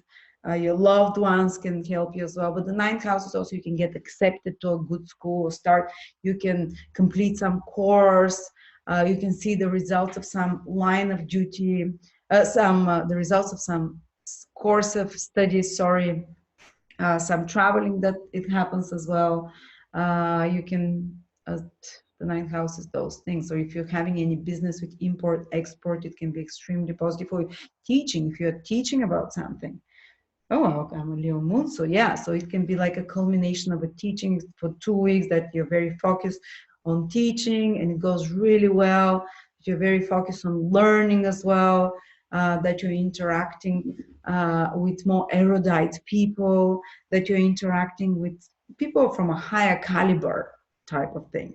And you can have some amazing spiritual insights, philosophical insights. The ninth house gives you a very philosophical perspective, that you have some brilliant ideas as well. Jupiter from the fifth house brings amazing ideas, and especially ideas connected to planning your future, which is the ninth house. So ideas connected to writing, to teaching, to um, traveling, to higher education. But you kind of, you can present yourself in a very intelligent philosophical light, in a wise light. People can look at you and say, wow, they're wise, you know. And yeah, it can help you as well see a past event in a very philosophical light, because especially some intuitive, powerful realizations can happen, that you realize and you kind of find the silver lining in a past event and realize, aha, that's why it happened, you know, and really accept it and heal with that. Um, Also, you can get more clarity in regards to your path for the future with this full moon in Aries in your ninth house and Jupiter trining it. More passion and vision for what it is ahead and what it is that you have to remove from your vision for the future that is not working and how to carry it on. But definitely inspiration comes on a soul level through the moon that kicks you into action. This inspiration is guttural. It comes in your stomach almost, in your physical body. You can even receive some powerful insights like dreams, like prophecies. If you're an astrologer or counselor or guide of some sort, you can have powerful insights for others and for yourself. Also, you can meet with a guide or a teacher, especially a female one, because it's a full moon after all, or more intuitive one that does some like a coach, like not necessarily does their job, but someone appears in the role of a guiding light for you, of an inspiration for you, someone that you already even know about, and brings you inspiration, uplifts you in some way. All right, then we get to Virgo. Virgo, for you, the week starts again as everyone, a little bit more tense with the Sun square Saturn. But I think you're one of the people that actually okay with that, because they require more organization, more responsibilities, paying attention to detail, fixing some things, especially in matters concerning some creative projects or financial matters. Um, and I think you'll be okay with that. I don't think it's going to bother you. Just expect more responsibilities, a bit more tension, a bit more pressure on you at the start of the week. Having to do things by the rule, especially when it comes to any creative project or with children. Your children might be a source of kind of criticism, or you might feel more critical towards them. There might be some expenses connected to children at the start of the week, or loved ones connected to, some hobby or something that you enjoy and love doing. Fifth Saturn in the fifth house, square Sun in the second house of money. But again, as I said, it's somehow, I think you would be one of the ones that do much easier. They don't feel suppressed and down. You're a very practical person. You know when there are responsibilities they have to be done, if there are more duties, if there are certain restrictions, if you have to restrain yourself, you know about that and you're okay with that. But also the planet that rules you, Mercury, is making an opposition to Uranus at the start of the week. So some of you might actually feel have some disruptions in their daily routines, coupled with extra responsibilities, of the Saturn Square Sun. And those disruptions can be especially connected to communications, because Mercury is in the third house, so to traveling. say you have some meeting, people don't come, or someone else comes that you didn't expect, some business meeting or whatever, some documents unexpectedly you have to fix or change them, or some different routine has to be involved, or you have to change the road that it's closed, the road to your work, and you have to take a different route. Or the tube, for example, there is a strike that day and you need to take a cab instead. So something like that, especially when it comes to traveling. And also third and ninth house, when Mercury and Uranus are opposite, the start of the week indicates that there might be a clash of opinions with others. Uranus, someone others' opinions can clash with yours, others' belief systems can clash with yours, but others can present you a very different point of view, a very interesting, maybe a bit more, a point of view that you consider a bit more out there, but that can take you out of a rut in your thinking. And also when it comes to socializing, the third house is connected to them, maybe suddenly meeting someone around that day, sudden encounter, socializing with someone without expectation as well, it's likely. Even some disruptions there in communications and travels. But it can be exciting, for some new ideas can come to you connected to marketing, to organizing, to plans connected to writing projects, some new plan that you have to incorporate. Might feel disruptive because you have to change things around, but it's original. Then towards Saturday, Venus is making a square opposition with Uranus. So your social contacts might be a bit more unpredictable. Again, they can be enjoyable social interactions, but also with people that are very different than you, that challenge you, that have a different worldview than you, maybe more expanded, maybe more out there and very different as well. You might be spending a bit more. Venus rules your money, opposition Uranus, sudden impulse spending again towards Friday, Saturday, possibly on some social activity as well. Unexpected connections with people, unexpected dates as well can happen, unexpected interactions with others, all such on social media around the end of the weekend. And then the most important thing this week, of course, is on Sunday. It's the Saturn Square, as we said, is the full moon in Aries. And that's in your 8th house, isn't it? Yes, the full moon is happening in Aries in your 8th house. And it's going to spill out and affect 2 weeks after that. The mood and the developments, and full moons are about seeing results from something. So you might see results of, for example, if you work with someone and your finances are dependent on clients or on business partner or on resources from another person, you can, for example, now receive such resources, because the moon is very positive with trine from Jupiter. And you can receive support from another person if you've been expecting maybe a loan or something, or alimony or some payment from another, or if you've been relying on some material, emotional, or other type of support from another person. Now this full moon towards the end of the week and next week after that can give it to you. It can give you fulfilling and resolution. Also, if you've been having some material project that, say, you collaborated with someone and you're expecting this thing to bring you money or money from clients, now you can see this coming in more, because the full moon gives fruitions, resolutions, seeing the results of some activity that it's not a new activity, it's something that you started before, and it is connected to resources from others. Maybe now you finally get those resources you're expecting and they're very good, or this payment, or this orders from clients increase, for example. It's also the 8th house is the house of psychological breakthroughs, and the moon is very intuitive, the full moon. And Jupiter is making the trine from your 4th house to the full moon. So there can be a resolution of past family trauma or emotional trauma, maybe through the support of exploring the past, or through the support of a psychologist, or through the support of astrology. The full moon is in the 8th house, or some occult study, or deep introspection on your part, maybe spending some time alone, that gives you some conclusion to a trauma, to a pain, that gives you an insight into a painful situation. not only insight, but releasement from that, because full moon is something about ending and completing, and Jupiter wants to liberate you and to heal you. So there is like a release from maybe some emotional release from a heavy situation that was traumatic, that you might have felt that was traumatic transformation of some sort. It's like a completion to some transformation that's been happening. It's like getting the answers to receive some healing as well.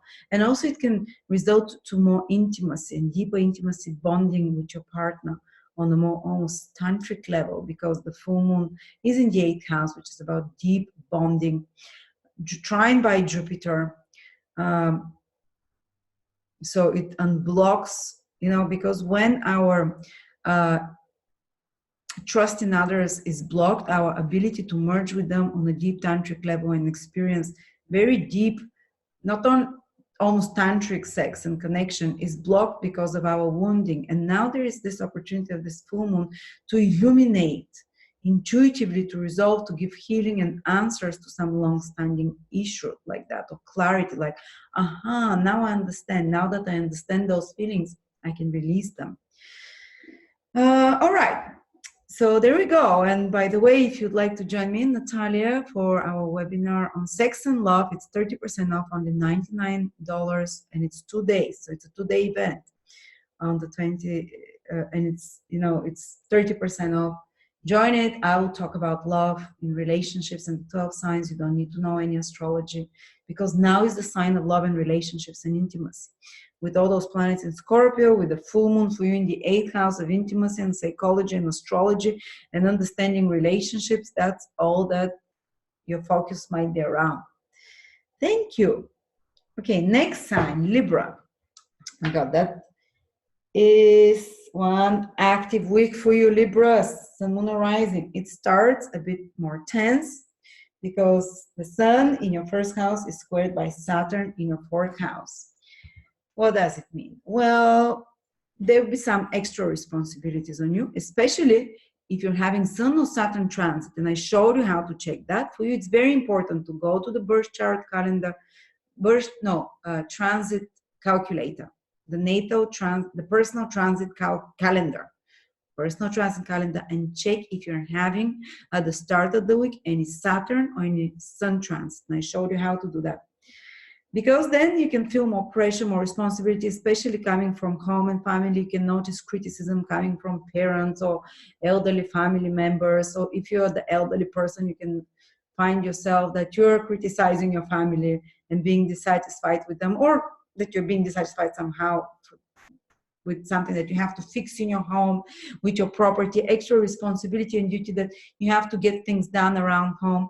It's not a big deal. You can get a lot of things done. Just remember, if you're feeling more down around that time, if you're clashing with authority figures, if you're feeling a bit more resentful, this is because of the Saturn Square Sun happening at the start of the week. And if there are too many duties, responsibilities, that's again because of that. But again, you're willing, and you have to follow the rules of Saturn. You have to do things by the book when it comes to your home, to your property, to follow rules. When it comes to career, to work, anything, at the start of the work, respect the authority, do what they expect from you. Don't fight with them, because it can create a lot of delays, frustrations as well. Fix the things that need fixing at the end, get all that hard work done. But again, you can be very productive. Again, these planets are in cardinal houses to get things done, to make things happen, So you're not sitting there just waiting for this time to pass by, and not at all. You actually moved into action, but you proceed with more caution, with some overcoming some delays, overcoming some obstacles, and you get a lot of things done. But your planet, Venus, towards Friday will be opposed by Uranus. And Venus is in your 2nd house, you see here.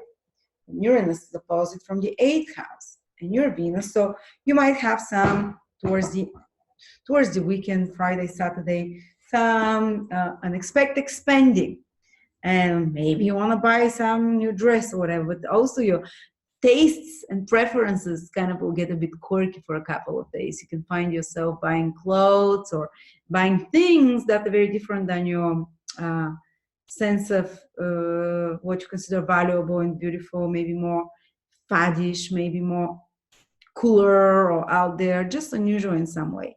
If you want to break the stereotype of your look as well, that's the time to do it. You're more likely to experiment with that. And also you can try different foods that are more unusual. You can be, say, for example, if you always go to eat in certain place, around Friday, Saturday, you can find yourself experimenting, being more adventurous there. But since you're Venus, Uranus opposition can make you a little bit more electrified, willing to try new things. Another person, Uranus's opposition, another person can trigger you into trying something unusual, something different, or they can be they can trigger you to speak, they can kind of say things straight out direct on you that shock you out a bit, or that you feel, oh, how inconsiderate, But this is the purpose of this opposition, for someone to take you out of your comfort zone, to point you out a different possible truth. This is Uranus. But again, spending is more likely because it's happening in the 2nd and in the 8th house. Unexpected spending. And also you can, just feel a bit more quirky, a bit more rebellious. And you can feel that other people around you are also being rebellious because it's an opposition after all. And Venus is you. So Uranus can indicate that you're encountering people that are more unpredictable, that are more out there, that are more foot in the mouth, as they say, and speak out their mind, that are too in their head as well. So, but it can bring a lot of interesting social interaction towards the end of the week. Fashion experiment, food experimenting, interesting sudden fast encounters with others, stimulating social discourses. All right. And towards the end of the week, of course, is the full moon in Aries, and that will influence you for the next 2 weeks after that, because the full moon affects 2 weeks after that. And it's in your 7th house, as you can see, trine Jupiter from the 3rd house. 7th house full moon, guys, focus on relationships for 2 weeks, and especially maybe business or personal. They can be, because it's a very positive full moon trine Jupiter. I can see that there will be a completion of some contract, for example, for some of you. If you've 7th house is contracts, business, personal relationships, collaborations with others. So you can see the result of some collaboration, for example, with another person. That's quite positive. It can bring you some rewards, Jupiter. It can bring you some, but it's something that you've already started. It's not a brand new thing. It's something that you might have been working already on, and also it can indicate that the relationships that you started before, now it has some kind of a next step. It takes the next step in that relationships, and it's positive because it is Jupiter. It is, and if you're in a relationship that has reached it's just been dysfunctional for a long time, it might be business contract, it might be a dysfunctional collaboration with someone, it might be a dysfunctional relationship, then this full moon, because full moons are about completions, endings, can bring an ending to that, but it will happen in a way that is very good for you, because Jupiter is trine the 7th house. It will happen in a way that is possibly actually liberating both sides and without kind of resentments too much. Yes, it might be a bit fiery, it's Aries after all, but it's ooh, finally I'm free, ooh, go, finish with that, done. I'm released from that contract, I'm released from that responsibility towards someone, I've completed it. Oh, they're so happy, and they might be like, thank you so much, you've done such a great job, your contract finishes fantastic, I see the results really well, or it might be that, say it's a personal relationship, that something that your partner has been working on comes to a completion, gives results, positive results. So maybe they've been trying to get a job, maybe they've been trying to complete something, they're able to do it, and they see good results and they feel happy because of that. So you see, these are the different ways it can play out. So good luck. And actually, as I said, if it's a personal relationship that has been happening for some time, it can take the next level now. especially if your ascendant sun or moon is around 20 degrees. I would say from 15 to 25 in Libra, because the full moon is exactly opposite you from the 7th house. So a relationship can go on the next level, basically. And a lot of emotional connection, you know, and also a partner, another person triggers you into action. They give you some feedback. The 7th house is others. And feedback which triggers you into action, because it's in Aries, you know, to get to change things. But it's positive. It gives you good results because Jupiter is trying that moon. And by the way, if you'd like to join me and Natalia, we're focusing exactly on relationships. Since your horoscope to October has a focus, you know, for the next 2 weeks of October has a focus on relationships, you might be interested on finding out more about astrologically relationships. What do people love? What do they need? It's a 2-day webinar. One day is Natalia talking about the 12 signs and sex. The other day it's me talking about Venus, Mars, Sun, Mercury, and the 12 signs and what they want in love, to feel love, and maybe sex too. You don't need to know any astrology, or you can be professional astrology. You just want to enhance your experience and knowledge through mine, because I'm just going to be giving you things that I've observed, not read, that I've worked with clients. Okay, so it's 30% off. Join us. Scorpio, Sun, Moon, or Rising. This week is kind of dynamic for you. Mercury opposition Uranus, the start of the week on Monday, creates unexpected surprises, unexpected meetings, changes of your plans. Makes you quite adaptable though, because Mercury is being in your sign, so you can quickly adapt to whatever change. Maybe others will surprise you a lot, because Uranus is the planet of surprises in the 7th house of others. Others will be like, oh, no, I can't do that. Oh, let's go and do this. So suddenly that they change your plans and they make you have to be flexible as well.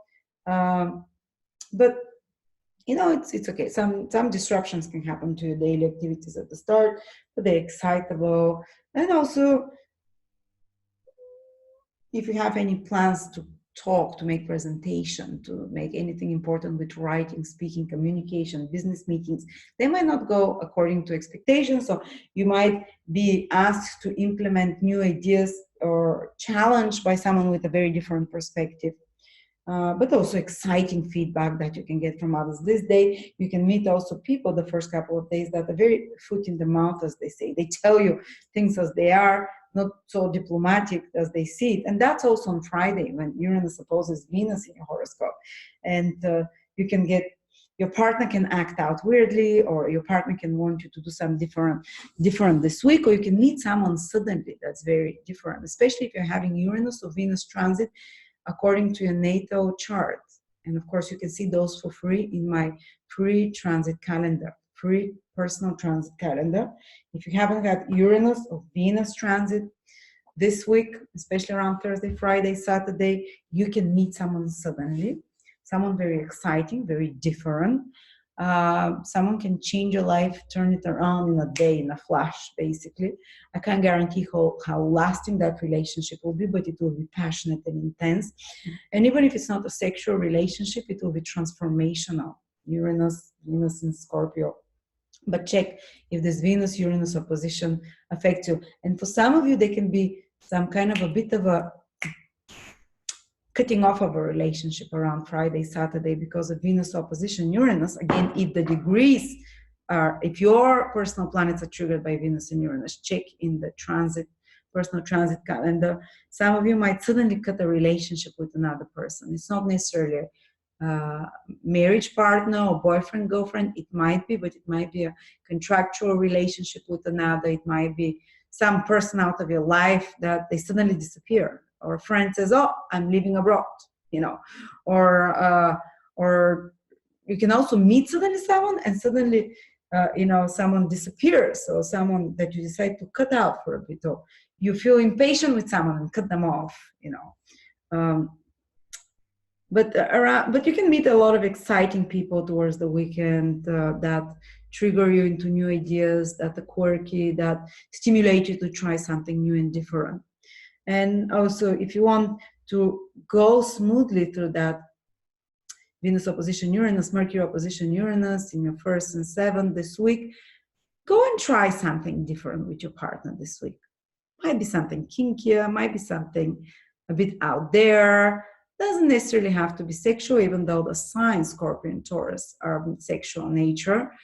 Something sensual, something, you know, a bit more extreme, exciting. So you don't have to confront the more destructive energy of Venus, Uranus, in the sense of uh, breaking up, or in the sense of suddenly having some arguments. All right, and but the week starts like that, but also it has Saturn square the Sun. For you, Scorpio, it's Saturn square the Sun. The Sun is in your 12th house, Saturn is in the 3rd house. There might be some heavy responsibilities connected to work, especially mental work. And that puts some strain on you, that maybe drain a little bit the pleasure of life, the joy of life, or the energy. You can feel a bit more exhausted as well the start of the week with this Venus, with the Sun in the 12th house, you know. And you can notice that there are more grumpy people in communication around you around the start of the week with Saturn in the 3rd house, whereas the Sun. Try to avoid gossiping. Try to avoid such kind of behind the scenes activities the start of the week, because those might backfire. Try to have more open communications instead, rather than behind the scenes. Also, you might feel that the Leo, the Sun, rules your 10th house of career. So you can feel extra responsibilities and duties, especially such of administrative nature, bureaucratic nature, of repetitive nature, of extra work and deadlines of some sort around the start of the week, because Saturn aspecting from the 3rd house of mental work, administrative work, office work,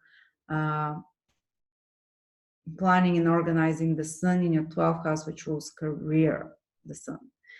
Okay. And maybe some clash with authority is likely, because the Sun rules the 10th house. Don't, in that case, try to compose yourself in communication. Saturn is in the 3rd house. Bite your tongue if you can, because Saturn is the stronger planet. Follow protocol in communications with more authority people or institutions of some sort. And if you have some documents to fill in, to write, make a plan. If you're going to be doing it on Monday, Tuesday, during the Saturn, or Sunday as well, during the Saturn square Sun, make a plan so you can, you know, so you can have like, what's that called? Like a graphic, so to speak, especially since Uranus is also opposition Mercury. So such any communications can go surprisingly. So be good, well prepared. For any business meetings, any media, marketing, communication that are happening at the start of the week, and try and follow the rules. Even though there'll be a lot of surprises and new ideas that are coming, you have to subjugate them to the higher rule of Saturn, which is do things according to the protocol by the book. All right. Scorpios, if you're traveling, the start of the week can be a bit more tense. It's good if you're traveling for work. You can get a lot of things done. For personal things, there can be some obstacles you have to overcome.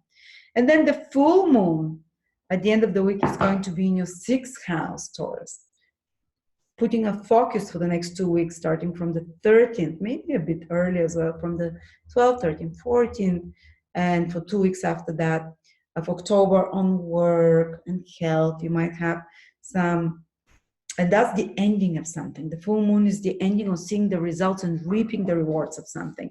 So for example, if you started in something that you've already started, so if you started some new health diet or workout routine, now you can, with this full moon receiving trine from Jupiter, you can start seeing the results. You can be like, wow, I'm losing weight, or wow, I no longer have back pain since I've been doing those exercises, or wow, I started walking and I'm seeing the results of that. And also you will have intuitive understanding of what it is that you have to tweak in the next 2 weeks, so it gets even better. And what it is in your diet, in your health, how you take care of your health. The 6th house is also work. You can see the completion of some work project, for example, now that you've been doing for a while, you know. And because of that, sorry about that, I think they're calling me to pick up the baby from the daycare. but I will finish. So I'm sorry for this. I can't get out because I'm locked in by the green screen. So I can't stop it. Okay. So yes, the moon in the sixth house puts a big focus on your career, completion of some work project as well, maybe completion of some duty and responsibility, because the sixth house is such matters which you've been having, and maybe it gives you really good results as well. Maybe the completion of an illness as well, because Jupiter is with its trine. It says, okay, I'm helping you out. It's ending. This karma finishes there. Some responsibility or duty can also complete and give you a result, someone that you had to take care of, because sixth house is where we have to serve someone, to slave over something, and it can come to an end and you're released and you see great results, and they can be even grateful to you or whatever. And also, if you've been looking for a job or employment and you haven't, and you've been trying hard or whatever, now it can be the fruition of that. It completes and it brings you more money as well, because Jupiter is making trine from the second house. Or if you're trying to hire someone, a new employee, or if you've been trying to, or maybe you have some employees that you work with and they can complete some project together, you know, and they have very good results. Or you can see the full moon can give you like, oh, which one employee, like very great clarity, which employee is good for what, because you've been observing them and how to improve the team better, how to basically every person that you work with, how to get them into action furthermore, but with more initiative as well. All right. And by the way, if you'd like to join me, Natalia, for a webinar, two-day webinar, it's $99. It's 30% off till the 21st of October. She'll be talking about sex in the 12 signs. I'll be talking about relationships and love in the 12 signs, and what it is that they need, and what is no for relationships. You don't need to know any astrology. I would explain it to you from the start. Or if you're already an established astrologer, you just hear my perspective, as I use quite different astrology. So you might be a bit surprised. Then we have, what is the next sign? Sagittarius. Sagittarius, the week starts with a bit more responsibilities and duties. The Saturn Square Sun in your 11th and 2nd house. There can be some expenses that you have to do to spend on something. You have to be a bit more conservative with your resources around them, or be more, let's say, systemized and organized with them, arrange them more. Both houses are connected to gains and resources. So you might have to rearrange something, fix something. You might have to put extra efforts in regards to achieving some goal. The Sun in the 11th house, where it's being squared by Saturn, is goals, working towards a long-term goal. And Saturn in the 2nd house is like, keep your resources, organize your resources more cleverly, or more streamline them better, more conservatively as well, and put extra effort to fulfill some goal like that. So, you know, it can have some, there can be some obstacle you have to overcome in regards to some goal you're working towards, with authority figures as well. But if possible, try and follow the rules of Saturn, because it's the stronger planet. Conserve your energy when Saturn is in the 2nd house, a bit more. Go by little increments, get the work done, and respect authorities. Be more conservative with your resources, so more organized by the book from the start of the week as well. And also, it can create some tension with your friendships. The Sun in the 11th house squared by Saturn, because of different values, or your values might be more conservative, and your friends' ones a bit more you know, irresponsible, whatever, and they can create some clash with other, not only necessarily friends. The 11th house can be colleagues, can be people from your social environment, can be, you know, people online, people in a, you know, from your social environment, basically. So it can create some, initially, some tension there. Or you might be just working very hard towards some project at the start, with maybe with deadlines, or you can notice people a bit more grumpy as well, because the Sun in the 11th house is being squared by Saturn. They're a bit more negative at the start of the week. You have to overcome that, but I don't think it's a big deal. Uh, yes, so you're Sagittarius and naturally more exuberant, and you like when the sun is powerful and strong, when there are no restrictions, when you can shine your light and expand. But the start of the week is like follow the more conventional path, proceed with a bit more caution, follow the the rules and regulations, so to speak. It's not going to be so expansive. Then towards Friday, Venus will square Uranus. Friday, Saturday, some unexpected encounters can happen. Some unusual, that's an energy you're more attuned to, more kinky energy as well. Especially Venus in your 12th house, you can do something privately.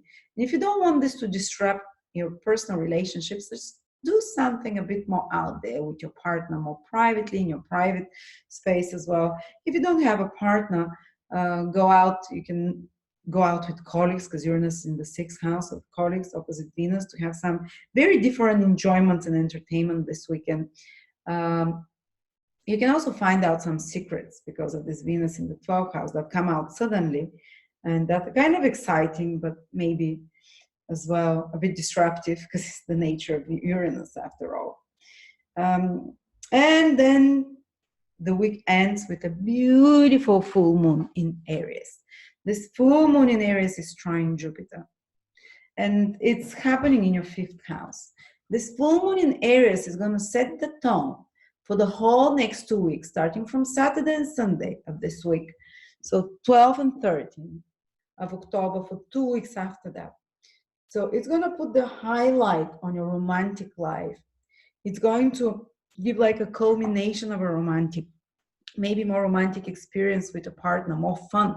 11th, 12th house is, sorry, 5th house is not only romantic partners, is the ability to have more fun, is the ability to enjoy yourself, to let your hair down. You see, the week starts a bit more constipated, like more serious, which is needed sometimes, to fix some mistakes, to look more seriously at ourselves.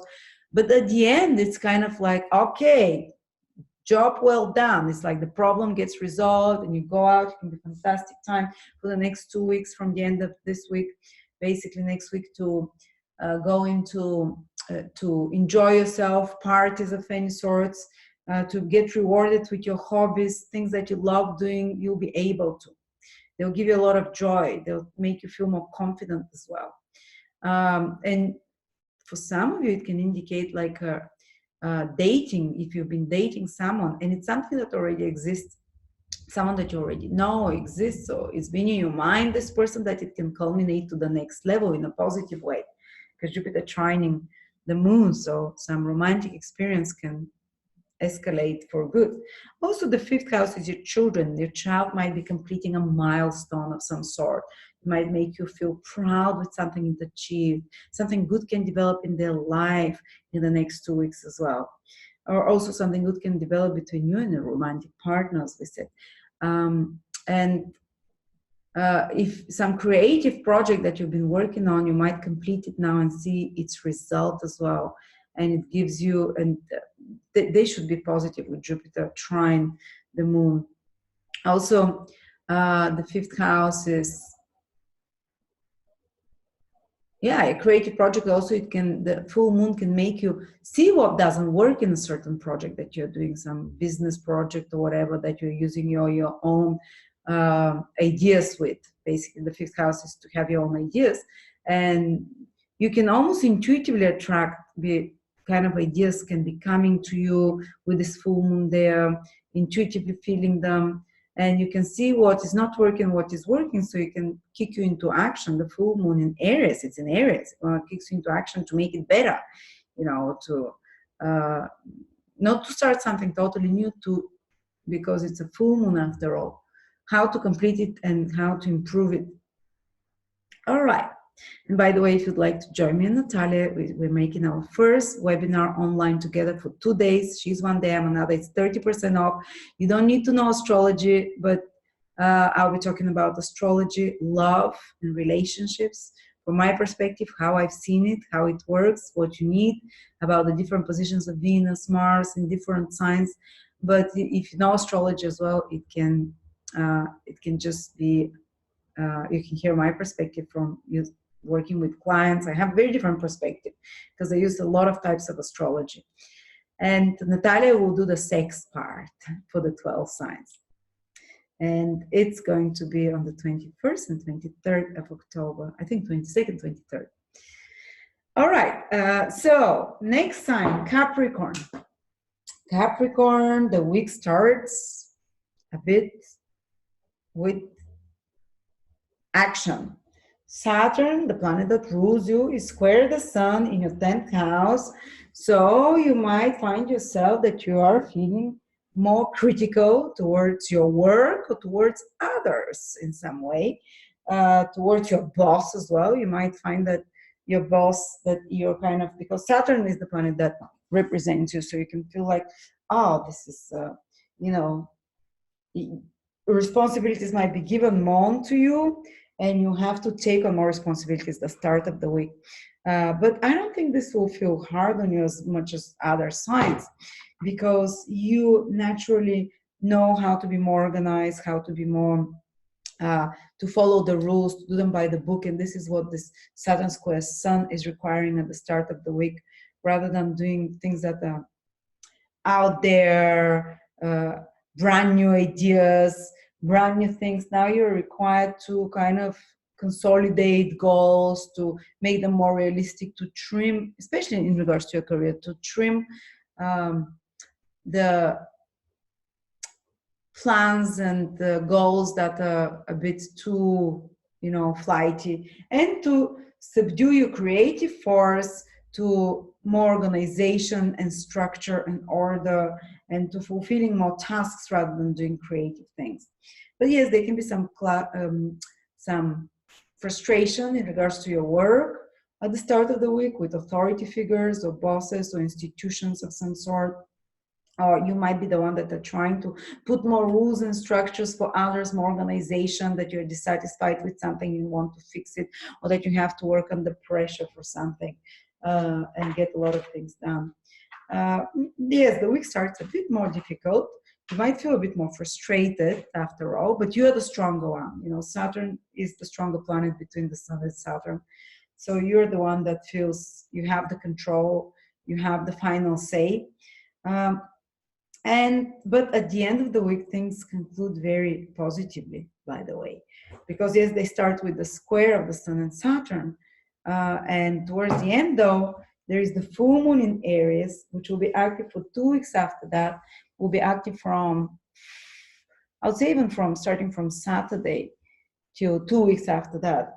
So this full moon will bring something really positive in your personal life, and it will also help you resolve any work problem or career problem or problems with authority that started because Jupiter will be sextile the Sun and try the Moon. So if some tension was created in your life, in your personal life, career, with authority figures or family at the start of the week, it gets resolved at the end of the week and gives very good results.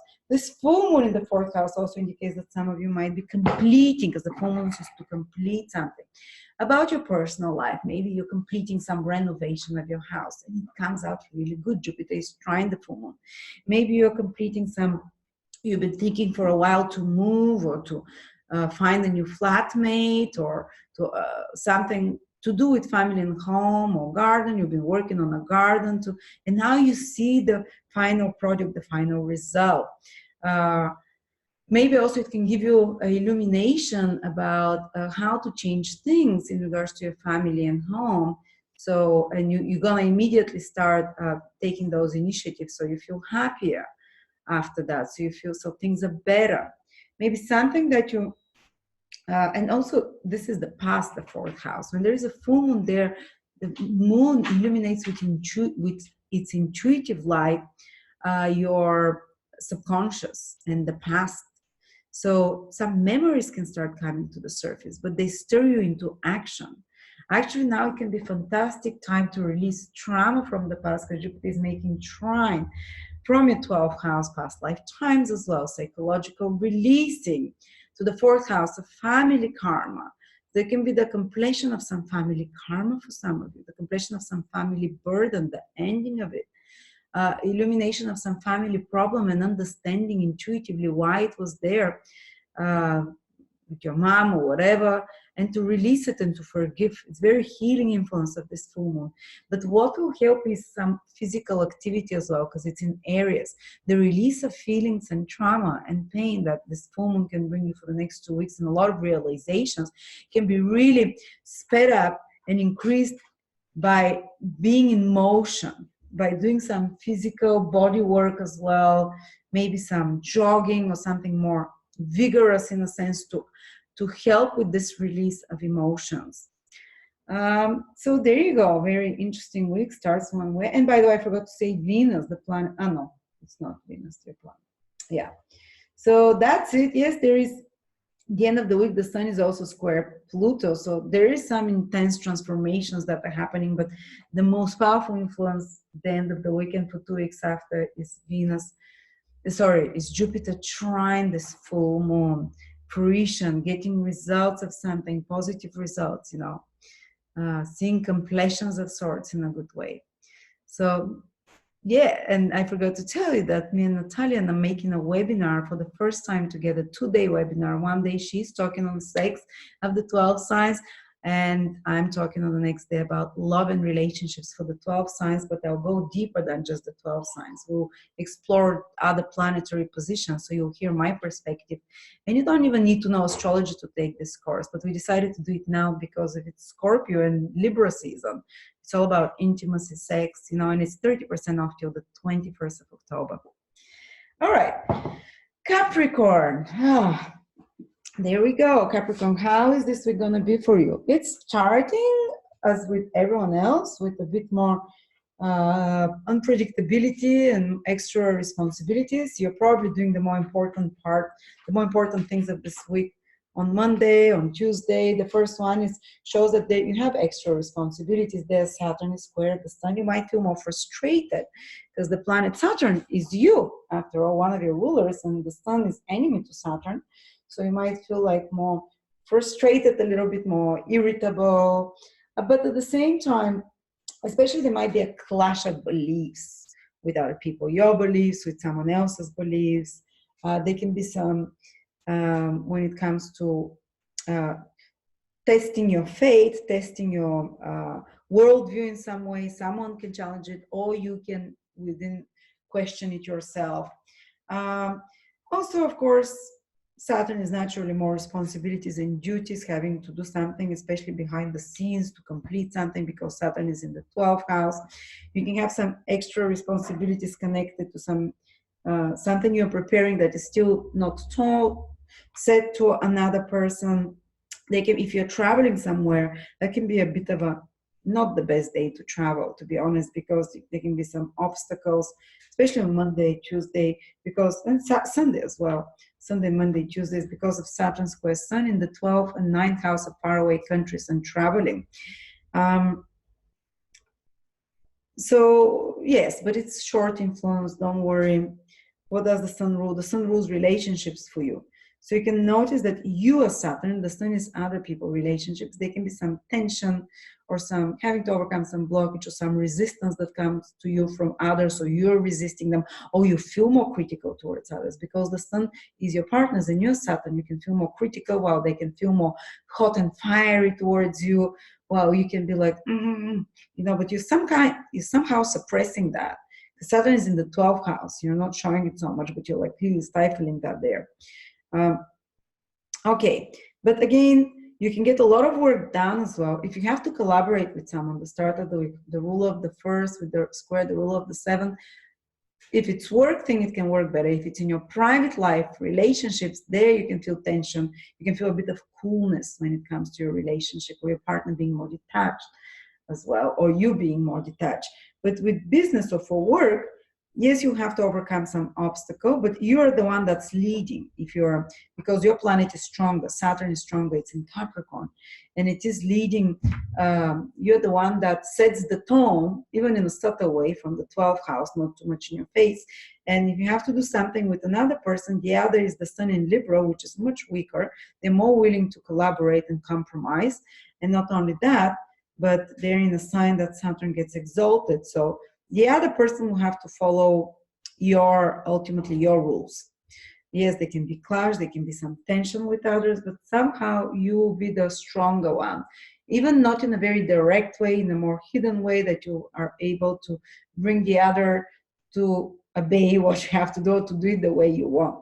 But you can get a lot of things done, again, as I said, when it comes to work, especially with collaboration with others. And then we're having Venus opposition Uranus. And by the way, already on Monday, Tuesday, Uranus is opposition Mercury. So some unexpected things. You know, if you're doing any recordings, if you're doing any documents, something unexpected can happen. Your plans will not go. There will be some surprises. Even though you have a lot of responsibilities, you have to be flexible and adaptable at the start of the week because of Mercury opposition Uranus in regards to your work, in regards to your home life. Your home life will bring you some surprises that will disrupt your plans for your work, for example, something like that, your personal life at the start of the week. Again, breathe deep. It will pass. The week starts a bit like that. Then Venus will oppose Uranus on Saturday. So Friday, Saturday, Sunday, you're going to feel this excitable energy of Venus opposite Uranus in your 10th and 4th house. Again, some surprises, maybe some surprise pleasant experiences with your family. You can do something very different with your family. Go to a place you've never been, or do something very unusual that you normally don't do. Also, you can, because Venus is in your 10th house of career, even on the weekend, you might be called to be at your best, to shine, like to be in the public eye in some way. And if this happens, Uranus opposing from the 4th house can indicate that these things might be again disrupted because of things that can suddenly happen in regards to your home and family as well. But exciting social, like you can present a more exciting social image towards the end of the weekend. You can present yourself with more quirky clothes, or looking more, I won't say provocative, but different than usually. You can present yourself in a different, more excitable light than other times. And you can also interact with some important authority, especially female figures, that can create some surprises or even a bit of tension there.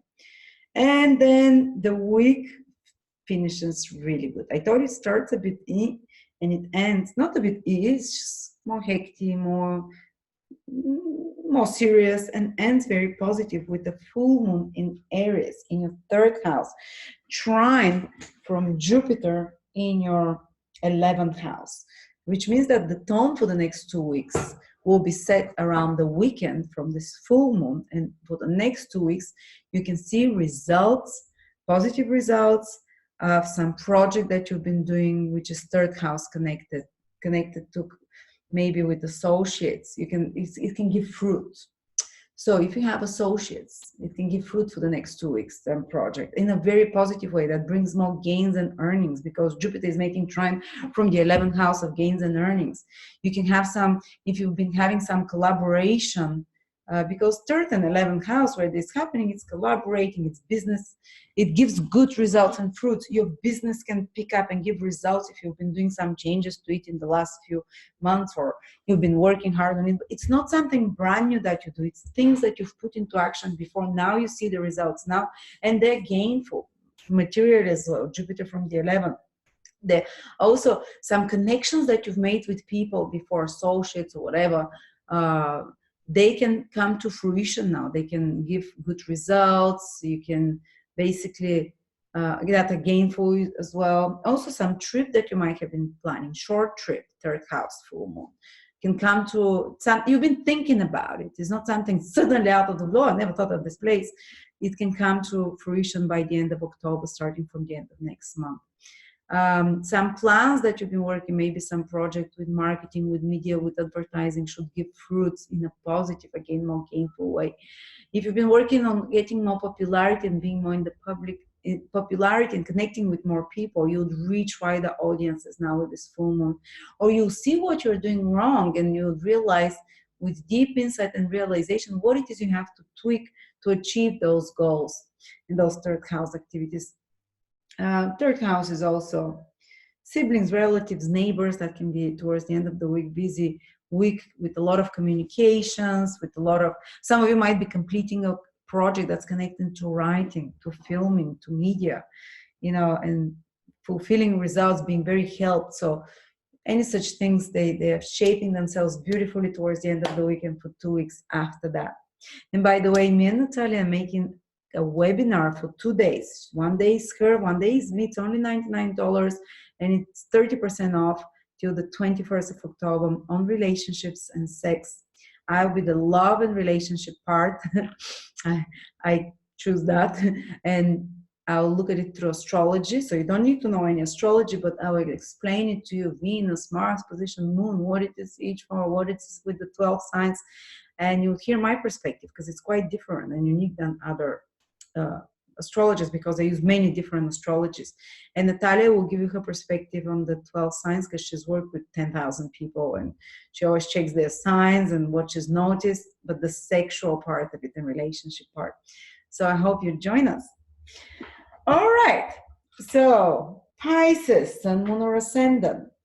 The week, as just for everyone, starts a little bit more tense because there will be Saturn square Sun, and Saturn is going to square the Sun from the 11th, and the Sun is in the 8th house, which are both connected to financial houses. They're houses of value, so there can be something connected to resources, especially mutual resources that you have to fix that give you some headache that you have to overcome, that stress you a little bit, that they bring some delays, maybe resources you're expecting from another money, or maybe some investments or some payments from client, or anything to do with resources. Try to be more conservative with money and resources. Don't do some crazy transactions in the first couple of days of the week.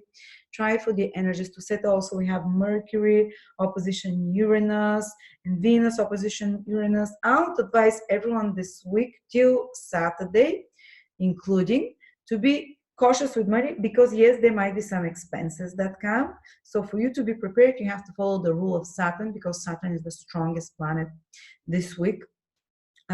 As it is in its own sign. So conservative in the trying that they do it in tried and tested. Don't experiment with such things because they can bring sudden disruptions because the Uranus aspects with Venus and Mercury.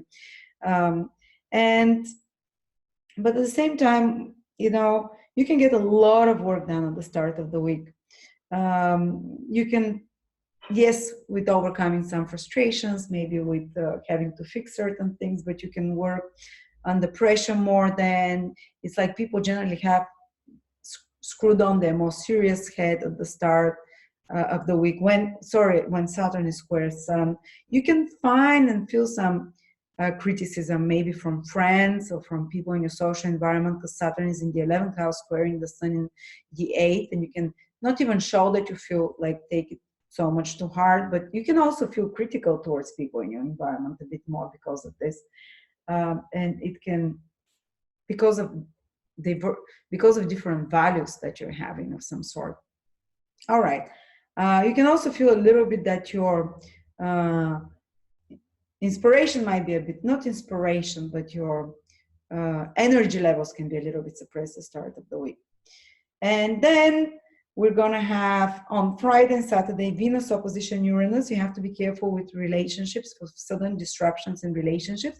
But for you, I think it's going to be more like you're meeting more exciting people and having more conversations that are unusual for you, or communicating with new people, because Venus is in the 9th house, Uranus is in the 3rd, which is about communication. Venus is, you know, your opinions, Mercury 3rd house, other people's opinions, and contacts with other people. So it might be that you have some stimulating conversations, socializing that are exciting, that are different for you, that present you a different point of view and ideas, that trigger you, take you out of your comfort zone. Yes, you might notice that the people are being a bit more direct, they're saying what they think, and you might feel that because Uranus, after all, is in your 3rd house, that you're stimulated to say what you think to friends or people around you in your social environment, and they can be like, oh, you never say such things. Why are you saying that?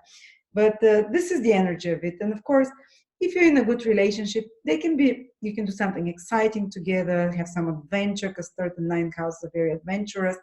But if if you're in an unstable relationship, Venus Uranus can create some tensions there. And they can be the disruption of a relationship, for example, with siblings, with relative.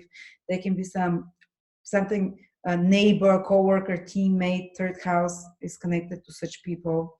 So you have to be careful around Friday, Saturday with such things and with such people, and disruptions and surprises and such matters. And in travel, if you're traveling, third, ninth houses are connected to travel. Again, Friday, Saturday, be prepared to take a different route or for some surprises out of the blue. But the week ends on a very positive note with the full moon in Aries. And this is a beautiful full moon. Yes, it has square from Pluto, but it's an invisible planet. So the more important one is the trine from Jupiter. The results will come from Jupiter. And your second house is resources. And full moons are about seeing the results of something, getting the rewards of something, seeing something manifested. So it can be like the receiving of some money or the manifestation of some material resource that you've been asking, hoping for, that you've been, trying to achieve. And it might be the fulfill. For example, you might receive some very valuable object starting from Saturday, Sunday, for 2 weeks after that. You can receive, if you've been working on something that it's meant to bring you more. If you've been working on something already, it can now for the next 2 weeks bring you more material rewards. So you can get more finances, increase of your finances and resources. And Jupiter is making the trine to the full moon from your 10th house. So definitely the next 2 weeks again, career is very positive.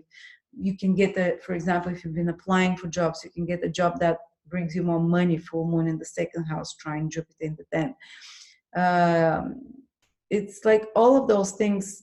Or if you've been, or you can get a promotion if you've been working hard on that.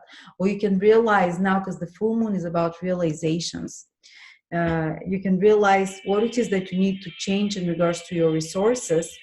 So, and you're going to take actions and improve those resources as well. So you see, this is a very positive, sorry about that, it's my phone. This is a very positive influence that you'll notice for 2 weeks after that, that will enrich you materially, financially as well. So yes, the start of the week, it starts materially more shaky, as I said, because of those financial houses with more efforts you have to put, but then the rewards come. So whatever efforts you've put, they kind of seem to pay off at the end. And then you can take more risk with your resources after the 12th, after the 13th, basically. Wait for the full moon and then. So this is what it is, Pisces. Thank you so much. Hope that was helpful to you. Come and join me and Natalia for our webinar, 2-day webinar, 21st and 22nd of October, and it's 30% off on sex and love. I'll speak about love and how you basically, the 12 signs, what the 12 signs need in love, to feel loved. What is the love language of each sign, of each Venus, of each Mars? What is the sex drive of each person? Some people just naturally have very high sex drive. Others, for them, communication is more important, so you can get to understand yourself and your partners. It's amazingly insightful. So thank you so much. Have a wonderful week ahead. Starts more difficult, ends fantastic. I love you.